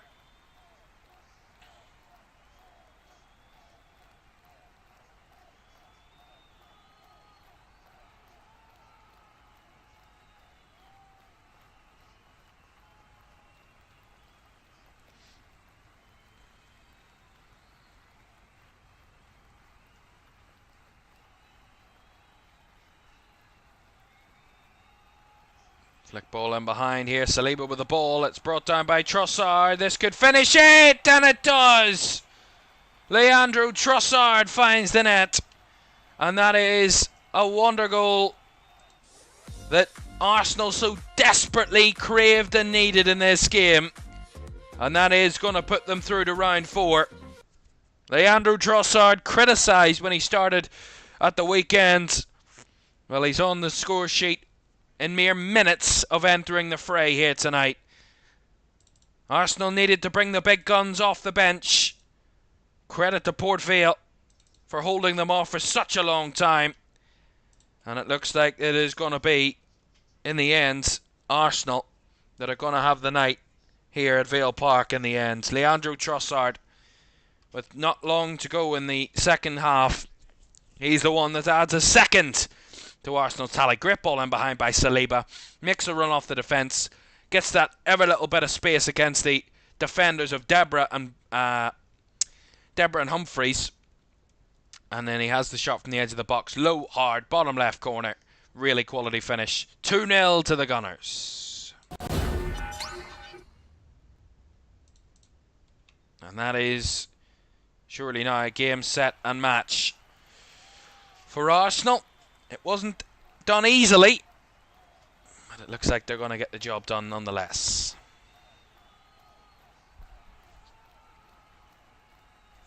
Darren Moore's side, as I said, even if they don't come through, and I said it moments ago before that second goal from Arsenal, even if they don't find a way through here tonight or pull off an unbelievable result, they can take a lot of positives going into the league campaign for the rest of the season. That they've done so well. They're not giving up here though, Port Vale. They've kept this alive in the box, but scrambled away by Miles Lewis-Skelly once again for Arsenal. But they can take a lot of confidence in the way they've defended tonight so resolutely for the vast majority of this game and held Arsenal to very little in front of goal, bar the 2 goals. They've not been peppered tonight, the Port Vale defence. They've not been under the cosh for the 90 minutes. They've battled and kept this game very competitive, and credit to them for doing that. They've had to make Arsenal go to their bench to bring on some big first team players to get this job done. And job done it will be for Arsenal, and it will be another win in the books. At this moment in time, a clean sheet which at times tonight hasn't been always on the cards. Some sloppy defensive moves from Arsenal have give Port Vale a little bit of an opening, but ultimately unable to convert. Devante Cole certainly the best chance of the game for Port Vale when a sloppy pass was played out by Ethan Waneri. Reverse ball, blind pass into the midfield. Devante Cole strided onto it and struck it well, but just couldn't keep the shot down and just skimmed over the crossbar. But that was Port Vale's best opportunity of the game. But again, unable to really test Kepa. But again, tonight they knew they would have had to be one exceptional and two would have had to catch Arsenal on an off night to have any chance.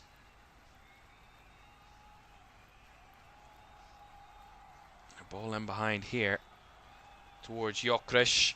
That was seen behind by Humphreys for a Arsenal corner. 1 minute to go of the 90.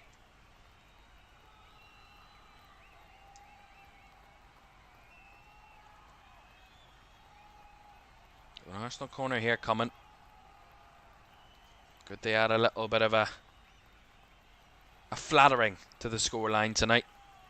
With another one here. Declan Rice to take the corner, left hand side. Been in swinger, right footed. It's held high and cleared away inside the 6-yard box by Connor Hall. Recycled by Max Dowman. He will go all the way back to his goalkeeper in Kepa.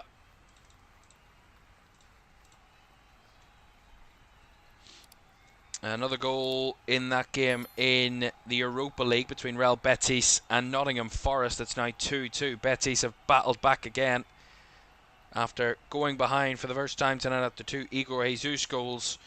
But it is Anthony, the former Man United player, who has equalised for Real Betis with 5 minutes to go, and maybe a bit of midweek deja vu for Forest. This time last week they were leading 2-0 and ended up losing 3-2.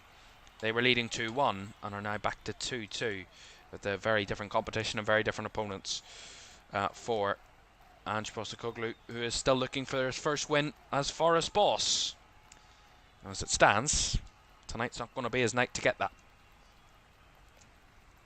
Saliba fizzing one into the box, punched away by Gauchi. 4 added minutes, by the way, added on at the end of the 90 here.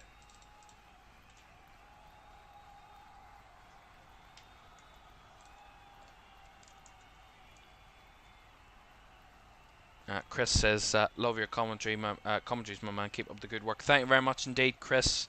And everybody enjoying the stream tonight. It's great to have you with us.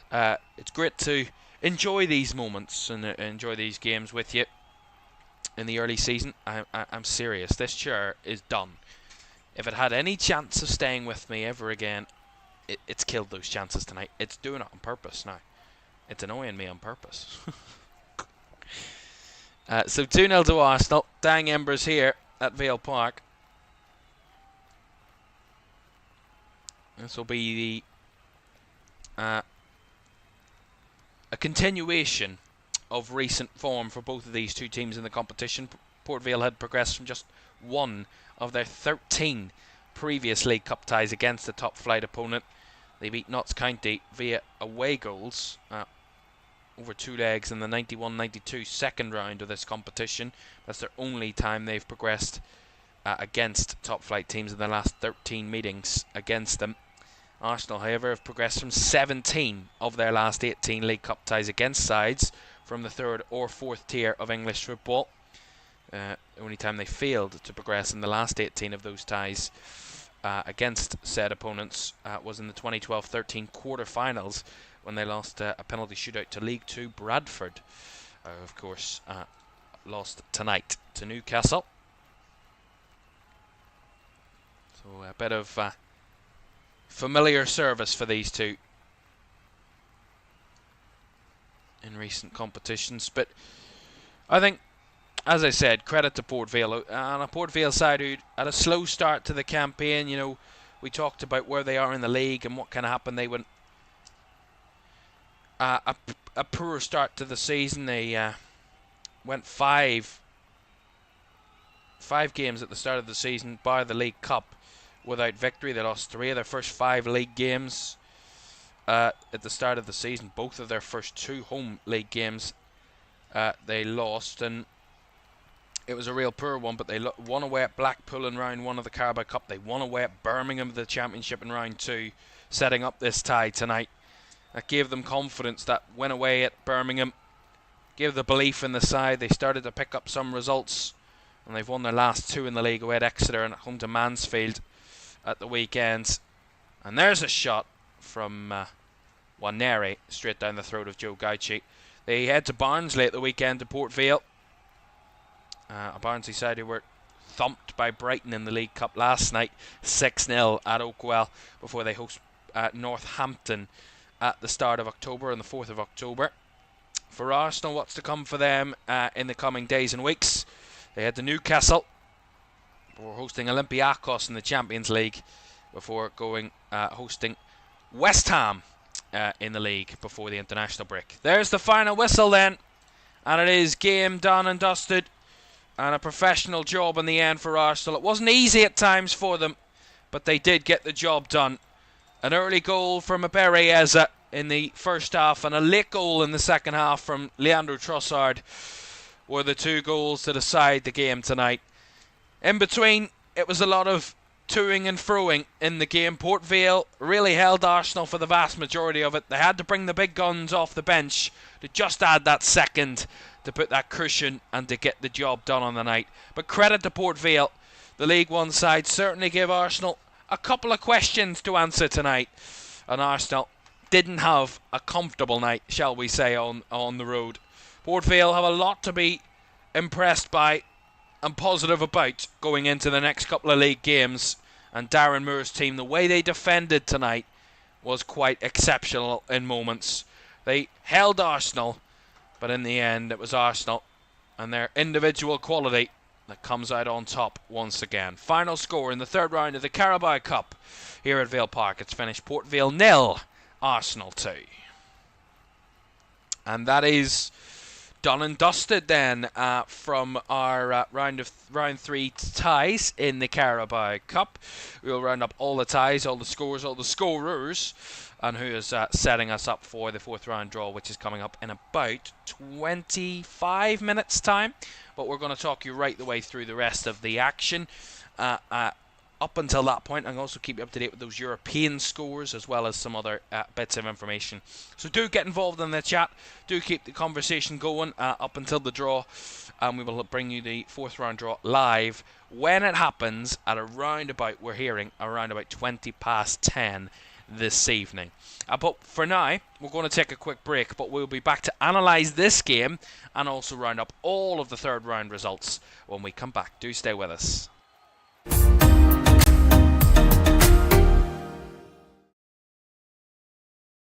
Sure, one last kick.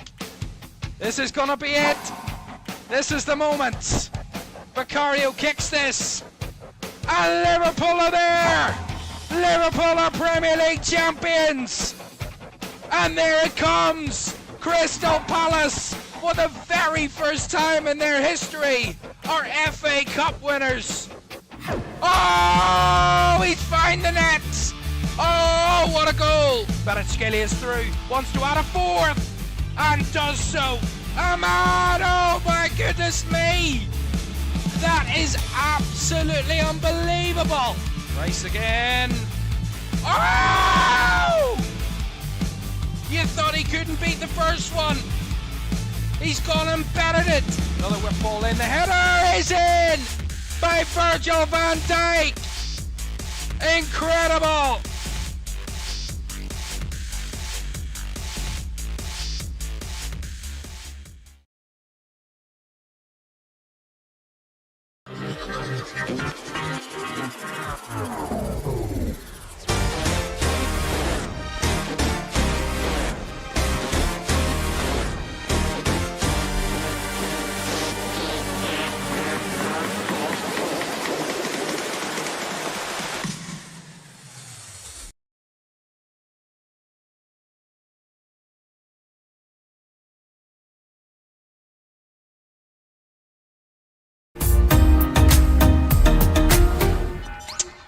Welcome back to Carabao Cup Live. The third round has now concluded after the final score there coming at Vale Park tonight. Arsenal winning by 2-0 in this one. Berrieza and Leandro Trossard both on the score sheet tonight to make it 2-0, and that is a result that will please Mikel Arteta and get them through to round 4. It wasn't comfortable tonight, as I've said. It wasn't kind of plain sailing for Arsenal all the way throughout tonight. They weren't an easy street by any stretch of the imagination this evening. I think Port Vale did really well. As I said already, they defended excellently. Port Vale tonight, I think some of their defending was quite top quality. I think there's moments where you could argue that maybe that Arsenal were poor and that Arsenal probably should have done better. And probably Arsenal should have threatened a lot more and a lot earlier, and I think that will be the disappointment really for Mikel Arteta tonight, that his team really didn't kick on after that first goal and go and add a second and just take the game away from the opponents. And I think there is equal blame from Arsenal's point of view that they didn't add a second, they didn't take the game away from Port Vale, but also a lot of credit to go to the way of the League One side, who kept it in the mix, that kept Arsenal at bay for such long periods of time, and also kept the game competitive, albeit they didn't have much in the final third to produce. But in the end, at the end of the day, they gave themselves a chance by keeping Arsenal at bay for such a long period of time. And I think credit to the League One team, and of course, they will get a lot of credit, and as they should, at Port Vale, for the way they defended tonight. If you're wondering what I'm doing, I'm getting a couple of things set up for rounding up the results, and also telling you about the updated ball numbers, because there's no point in showing you outdated graphics now that we know all 16 teams for round 4, and we will find out very soon, of course. We'll find out very soon who each team will play in round 4. Of course, 11 of the 16 sides that are in to round 4 are Premier League teams, including all 4 teams, all four Premier League sides that played this evening in the Carabao Cup, all progressing to round 4. And we will, of course, keep you right up to date with everything that comes from that 4th round draw very, very soon. They better not delay it tonight, because they love to delay things and talk for so much longer than they need to, really. Anyway, but yeah, we're going to round up the results in a second once I get these graphics into the system. There we go. And get them fed in a little bit behind the scenes for the moment. We'll go to the chat first. Andy's still with us, and anybody that is still with us wants to talk about the game, wants to talk about what we've seen tonight in the third round, or any of the games in the third round. We're going to recap all of the third round games as well for you this evening before the 4th round draw comes. In around about 20 minutes time, we'll round up all of the third round results, who scored, what big talking points there is, and of course how many of each division are still in, because there's still some lower league sides, but it is the vast majority of those sides into round 4 in the Premier League. Andy in the chat says, waiting for the Revilla result. You'll be waiting a long time. They don't play till tomorrow night against Bologna in the Europa League. Actually, that's a good reminder. Those 2 updates, by the way, from the Europa League games that we're keeping an eye on tonight. Celtic have got a draw away at Red Star. It was 1-1 it finished there. And the same result for Forest away at Real Betis, 2-2.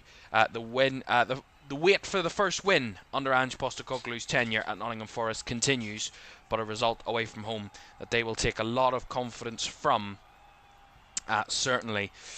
Will Nottingham Forest, but still awaiting, as I said, that first win for him in Forest colours.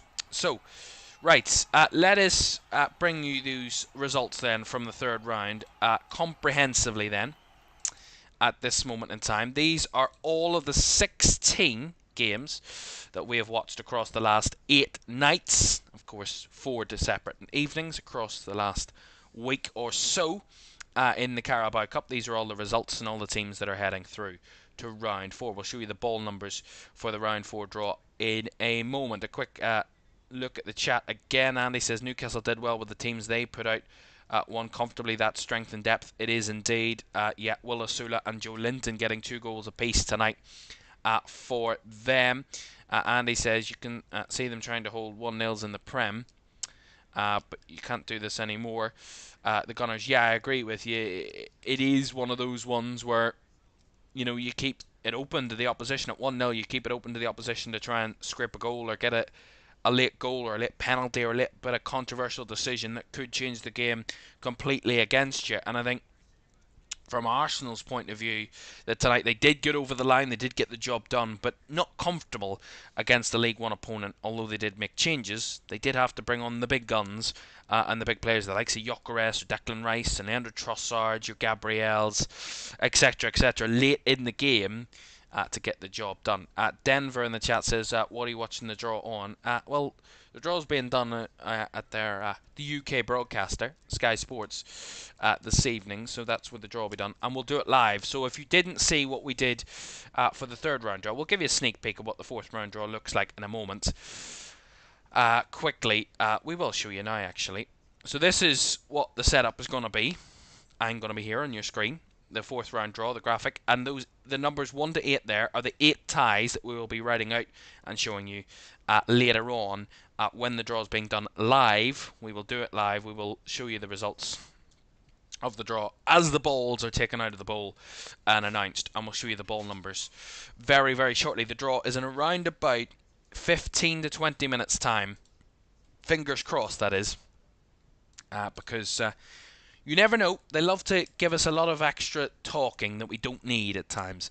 An over-analysis of these games.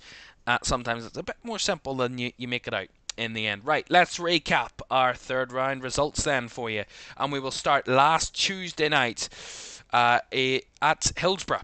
Sheffield Wednesday of the Championship taking on League 2 Grimsby. Grimsby Town, who knocked Man United out in round 2. A massive giant killing on penalties there on that night, and they called what was another great result for them away from home this time. Their first away game in the Carabao Cup this season, and they picked up a big victory on the road. Jaze Kabia with the only goal of the game in the second half to make it 1-0 to Grimsby, and the League 2 side through to round 4. A fantastic result for Grimsby Town, who continue that fairy tale run in the Carabao Cup. You see that every now and again, a lower league team go on a little run, and Grimsby seem to be this year's team that are going on that little run. We'll see who they get in round 4. I don't think anybody wants Grimsby in round 4 the way they're going this season. It was a shootout at the G-Tech Community Stadium last Tuesday night that meant Brentford were heading through in that All-Premier League battle with Aston Villa. It was 1-1 after 90 minutes. Harvey Elliott scored Villa's first goal of the season last week, and Aaron Hickey then equalised in the second half for Brentford, and Brentford went on to score all 4 of their penalties. Villa missed their first and their fourth. Matty Cash and John McGinn having their penalties saved by the Brentford goalkeeper on that night at Val di Marasson, and that meant that Brentford under Keith Andrews are through to round 4 in that All-Premier League tie. It was a shootout needed in the game between Crystal Palace and Millwall in that London derby last week. A fiercely contested battle. They met in the FA Cup last year, if you remember that crazy challenge from the goalkeeper that on Jean-Philippe Mateta that got him injured and got the goalkeeper a red card in that FA Cup tie. It was a Carabao Cup tie, much closer this time around. On the day, Chris Richards opened the scoring for Palace. An equaliser from Ryan Leonard in the 91st minute for Millwall meant they could have believed that they were going to win the game. But just like Brentford did to Villa, Palace scored all 4 of their penalties, and Millwall missed their first and missed their fourth to mean it was a 4-2 victory in the shootout for Palace as they headed through to round 4. It was a 5-goal thriller at the Swansea.com Stadium between Championship Swansea and Premier League Nottingham Forest under Ange Postecoglou, and it was a real collapse of the Premier League side that meant they were going out.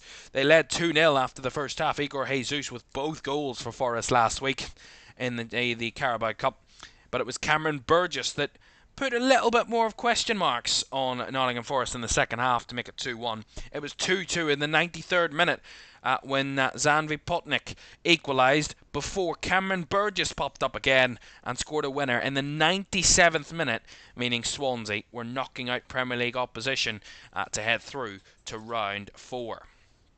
They were all last week's fixtures. Last night we saw 8 of our 16 ties, so the bulk of our games were coming last night. Barnsley thrashed 6-0 by Brighton in that one, and the League One side put to the sword by the Premier League team in that one at Oakwell. Diego Gomez getting all of the first 4 goals for Brighton, including his hat-trick inside 33 minutes to give Brighton a 3-0 lead. It was 4-0 when he scored in the 68th, Diego Gomez to make it 4-0. Harry Howell, young Harry Howell, made it 5 on 87 before Yasin Ayari added a 6th in the 89th minute to mean it was comfortable for Brighton. The most comfortable victory of the round for any side. It was a shocker at Turf Moor. Burnley won Cardiff 2, the League One side Cardiff, knocking out Premier League Burnley at Turf Moor. Not a good sign for Scott Parker's team. They were 2-0 down in that game. Joel Colwell and Callum Robinson were the goals in the first half. It was Zion Fleming that got a goal back for Burnley, but not enough to get the result that they would have desired coming into last night's game. And Burnley out of the cup. Fulham, 1-0 win against League 2 Cambridge. Not convincing, but the job done for Fulham on the night. Emile Smith-Rowe converting the only goal of the night to mean Marco Silva's side avoided that banana skin of a fixture, and they head through to round 4. Speaking of banana skins, it could have been one for Chelsea in their game away at Sincil Bank against Lincoln City. It was Lincoln that hit the post and then scored in the first half to give themselves a half-time lead there at Sincil Bank. It was Robert Street that opened the scoring for Lincoln, but it was a quick turnaround at the start of the second half for Chelsea when Tyreek George and Facundo Buonanotte scored 2 goals to swing it around in Chelsea's favour inside 5 minutes of the second half, and that was to be all she wrote on the night for Chelsea away at Lincoln. Those are 8 of our ties done. To the other side of the graphic, Wycombe went away to Wigan and came out 2-0 victors in that one. Wigan Athletic hoping to garner some positivity after what's been a topsy-turvy recent few weeks for them in League One, but they fall to more defeat. Wycombe Wanderers, of course, of League One, coming out the better in that all League One battle. Keelan Boyd Muntz and Donald McNeely got the both goals for Wycombe to head through. In the All-Premier League tie between Wolves and Everton at Molineux, it was Wolves again picking up victory in the Carabao Cup against Premier League opponents. Marshall Menetzi, the first goal in the first half, before Tolu Orokorodare scored the second to make it 2-0 to Wolves, and they pick up another victory.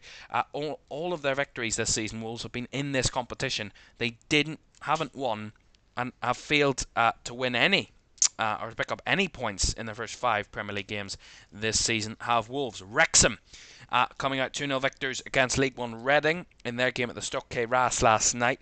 Wrexham picking up the victory there. 2 goals in the second half from Nathan Broadhead meant it was to be victory for Phil Parkinson's side. Liverpool, the record holders, 10-time winners of this competition, beaten finalists last season. They needed a late goal again to see off Championship Southampton. Alexander Isak, on one of his first few starts for Liverpool since joining the club for a British record fee, he got his first goal in red of Liverpool last night, set up by Federico Chiesa, who was absolutely fabulous on the night last night.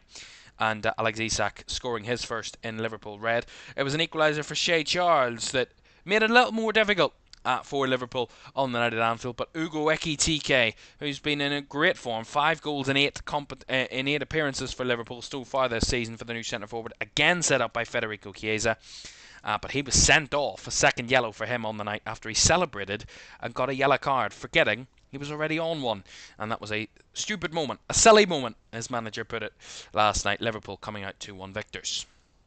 Those were from all of the previous night's action. Tonight, 4 games for you that we have witnessed. Manchester City 2-0 victors away at Huddersfield Town. All 4 ties, by the way, tonight were Premier League v League One. opponents. Huddersfield falling to the sword of Man City. Phil Foden and Savinho either side of the half scoring there. Phil Foden actually got an assist as well for that second goal. Newcastle 4-1 winners against League One Bradford. Bradford were the only League One side to score tonight.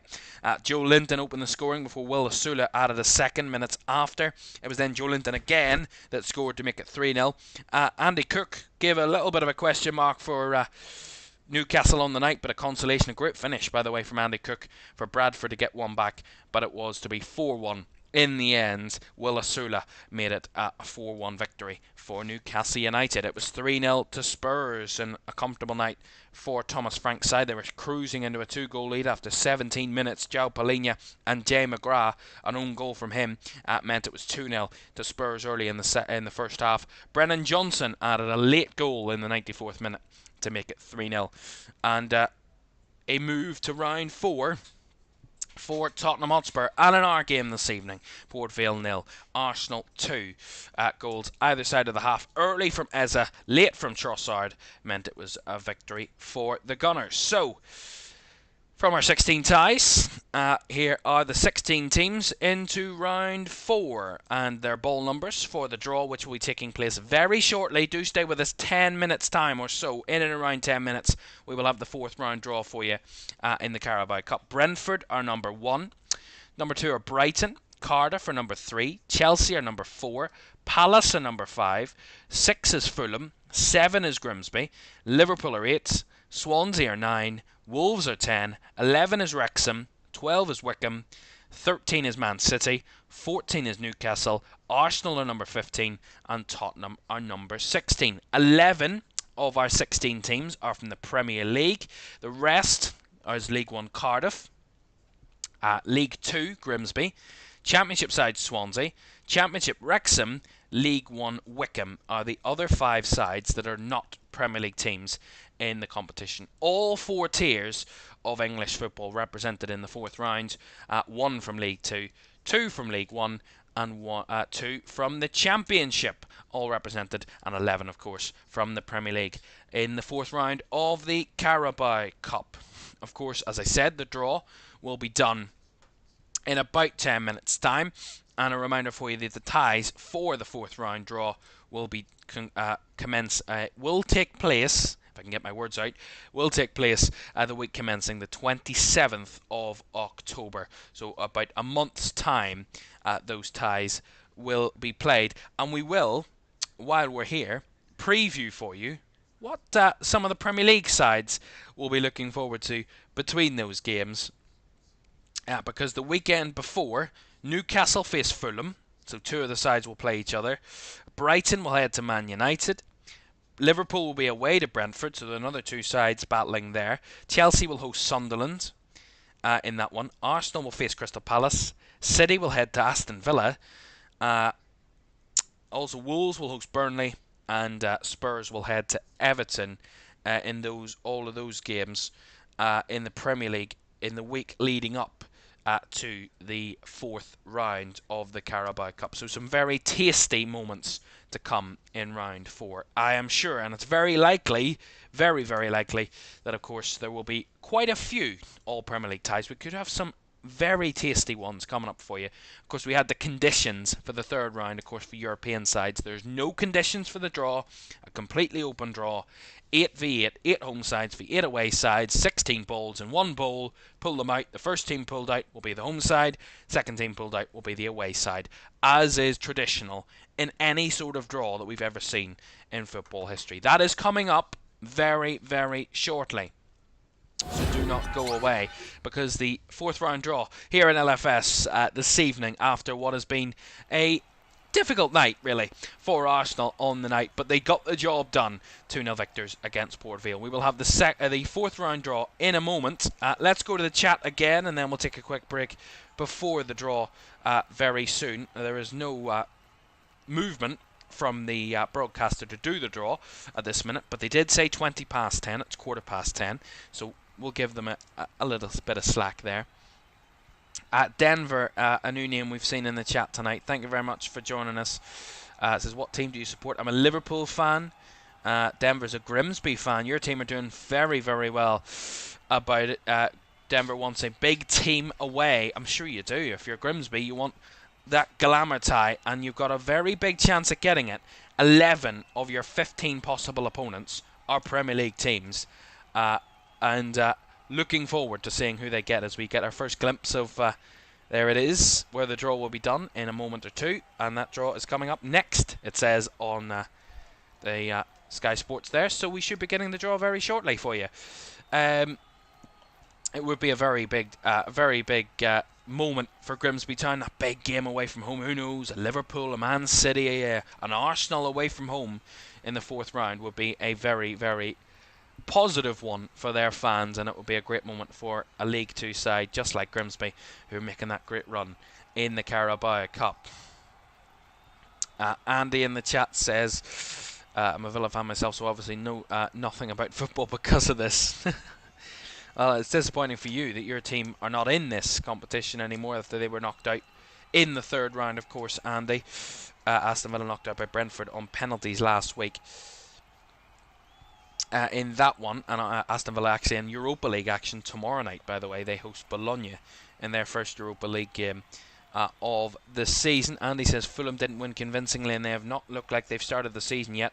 Like the Villa should still be on their holidays in their head. Yeah, a lot of Premier League sides have not started this season. Fulham, Villa have been the big surprise. They only scored their first league goal at the weekend away at Sunderland in that 1-1 draw, so they have not been anywhere near their level, or certainly their recent level under Unai Emery to start the season. Aston Villa really poor, if I'm honest, their start to the campaign. Wolves are bad, unfortunately. They miss Cunha so much. Yeah, Cunha's a big loss for Wolves. In the league, they seem to be struggling, but in the Carabao Cup, they seem to be thriving against Premier League opponents. 2 wins out of 2 in their Carabao Cup games against Premier League opposition. West Ham, of course, in that 3-2 victory in round 2, and then a 2-0 victory against Everton, who are high-flying in the Premier League. Started really well, Everton, in the league this season, and weren't able to get over the line. And as I said, it's probably a disappointment that David Moyes and his team, that Everton couldn't get over the line in that game last night, because who knows, they could have been targeting a good run in the Cup this season. I'm sure they were. As the Liverpool fans like to remind Everton, they haven't won a trophy since 1995. 30 years this year since Everton last won a trophy, so I'm sure David Moyes will be desperate to end that, but they ended their Cup run here this evening, and the FA Cup is going to be what they will target in January, of course. Right. Yes, thank you all for getting involved. Denver would like Liverpool or Arsenal away for Grimsby, or wouldn't mind Tottenham. Yeah, you wouldn't mind any of the big Premier League sides. Your Spurs, your Arsenals, your Liverpool, your Cities, all of those, Chelseas away from home. Those would be some glamour ties indeed for Grimsby. But of course, I'm expecting quite a few all Premier League ties to come, and we certainly want to see some interest. I wouldn't mind 2 of the lower league teams playing against each other, because then that means we are guaranteed a lower league side in the quarterfinals, and I would quite like that, because if they all get big Premier League sides, the likelihood is they will all be knocked out more often than not, and the more lower league representation we have later in the competition, certainly the better, certainly for those teams and for those competitions. But yeah, of course, it will be a very big deal for likes of Grimsby of League 2 if they could get a glamour tie in the Premier League. Right, the 4th round draw is on the way very shortly for the Carabao Cup. We'll be back in just a moment to do that draw. See you in a moment.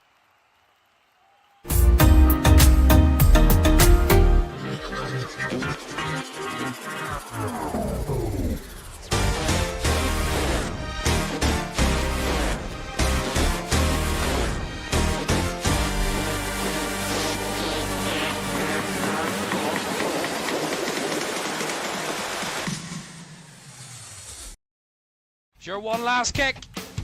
This is gonna be it. This is the moment.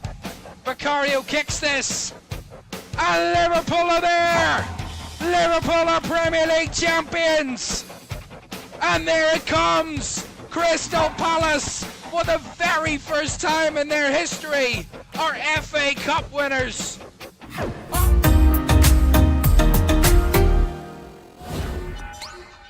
Welcome back to Carabao Cup Live. We've had to rush back because they're ready to do the draw here this evening. Let's remind you of those ball numbers. Brentford are 1, Brighton are 2, Cardiff are 3, 4 is Chelsea, 5 is Crystal Palace, 6 is Fulham, 7 is Grimsby, 8 is Liverpool, 9 is Swansea, 10 is Wolves, 11 is Wrexham, Wycombe are number 12, City are number 13, number 14 is Newcastle, number 15 is Arsenal, and Spurs are number 16. And of course, keeping an eye out on the holders, Newcastle, the record holders, Liverpool. Manchester City have won the competition 8 times and won it quite a few years in a row, but haven't won the competition since 2021. Have Manchester City, quite a few different teams that have won it. Liverpool have won it the most in recent times. They've won it twice out of the last 4 years. Man United winning one, and Newcastle winning the most recent one, of course, last year. Right, here we go. Let's see who's coming out first then. In the 4th round draw, the first ball out is number 15, and that is the team we've watched tonight beat Port Vale, Arsenal.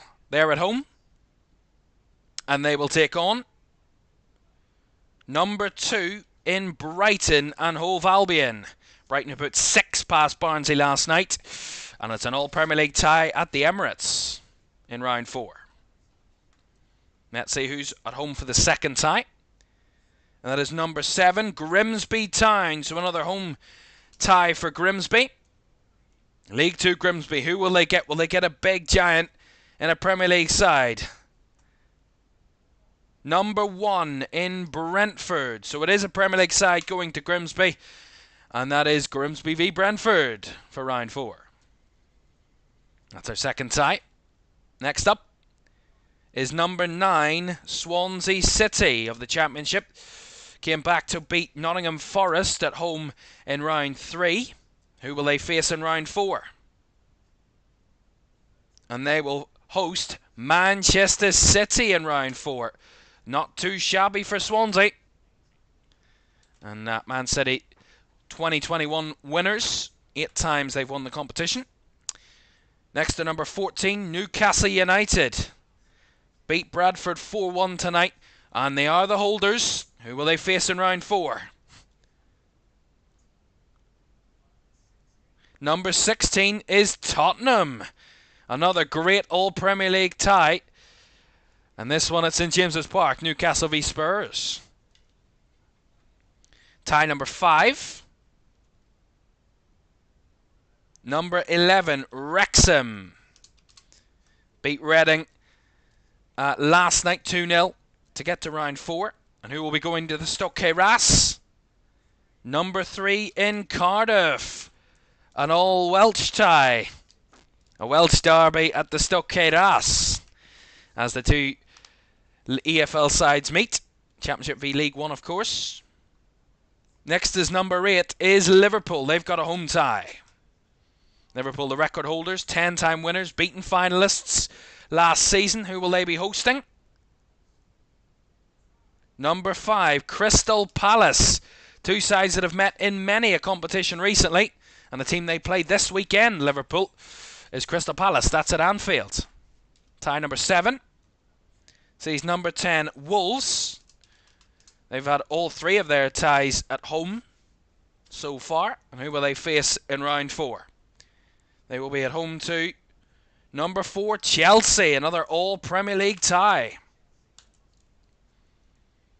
Wolves v Chelsea to come at Molineux. And our last tie, we know the two teams, but in what order? Who will be at home? It is number 12, Wycombe. And they will host, we know who they will host Fulham. But just to confirm, number 6 is Fulham. So there are your 8 ties for the 4th round draw. A lot of all Premier League ties in there. 4 to be exact. And some tasty affairs for round 4 to look forward to. Arsenal hosting Brighton. Grimsby, another home tie against a Premier League side. And they face Brentford in round 4. Manchester City go to Swansea, another away tie for Manchester City against lower league opposition. But Swansea had that comeback against Premier League opponents Nottingham Forest in round 3, so you never know. An all Premier League tie at St James's Park as the holders Newcastle take on Spurs. That's a great tie for Eddie Howe and Thomas Frank's sides. It's an all-Welsh battle at the Stockade Ass as Wrexham face Cardiff. Championship v League One there. Liverpool are at home again after they beat Southampton last night. They host Crystal Palace in round 4. Those two met in, of course, very recently in the Community Shield, of course, and then will meet this weekend in the Premier League as the only two unbeaten sides in the Prem. They meet in round 4. Another all Premier League tie is Wolves face Chelsea. And then the final tie is League One Wickham will host Fulham.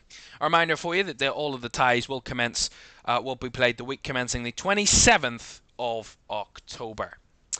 Right, there we go. That is all 8 ties for round 4. Of course, we'll find out when they will play exactly in the next few days and weeks, and which games we will select, which will be selected for TV, and what ones we will be doing here in LFS. I think there's a few there that could be picked up. Newcastle Spurs catches the eye there, mostly with the holders taking on Spurs. Maybe Grimsby Brentford as well could be one, and the all-Welsh tie, Wrexham and Cardiff as well. That is it. Thank you very much indeed for joining us. Denver is disappointed with that result. Who knows? You could beat Brentford at home. That's still a very good opportunity for you. But you never know what could come. The best one certainly has to be Newcastle against Spurs. That real top quality one. But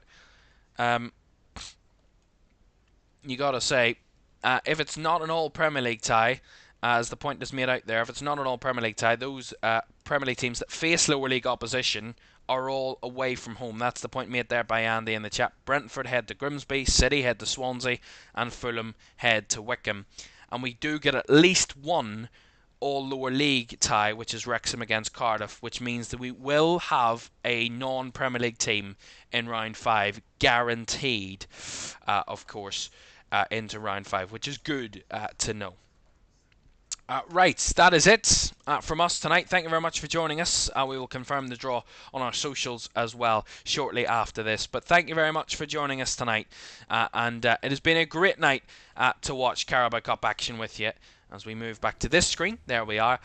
It has been Arsenal's night at Vale Park. It took them a little bit of a while to get the job done, but they did indeed. And the Gunners head on to round 4 along with 10 other Premier League sides. Thanks for joining us tonight. We'll see you in a few weeks' time in round 4. We'll be back this weekend for Premier League action as well. Thanks for joining us. Have a great rest of your night. Bye-bye.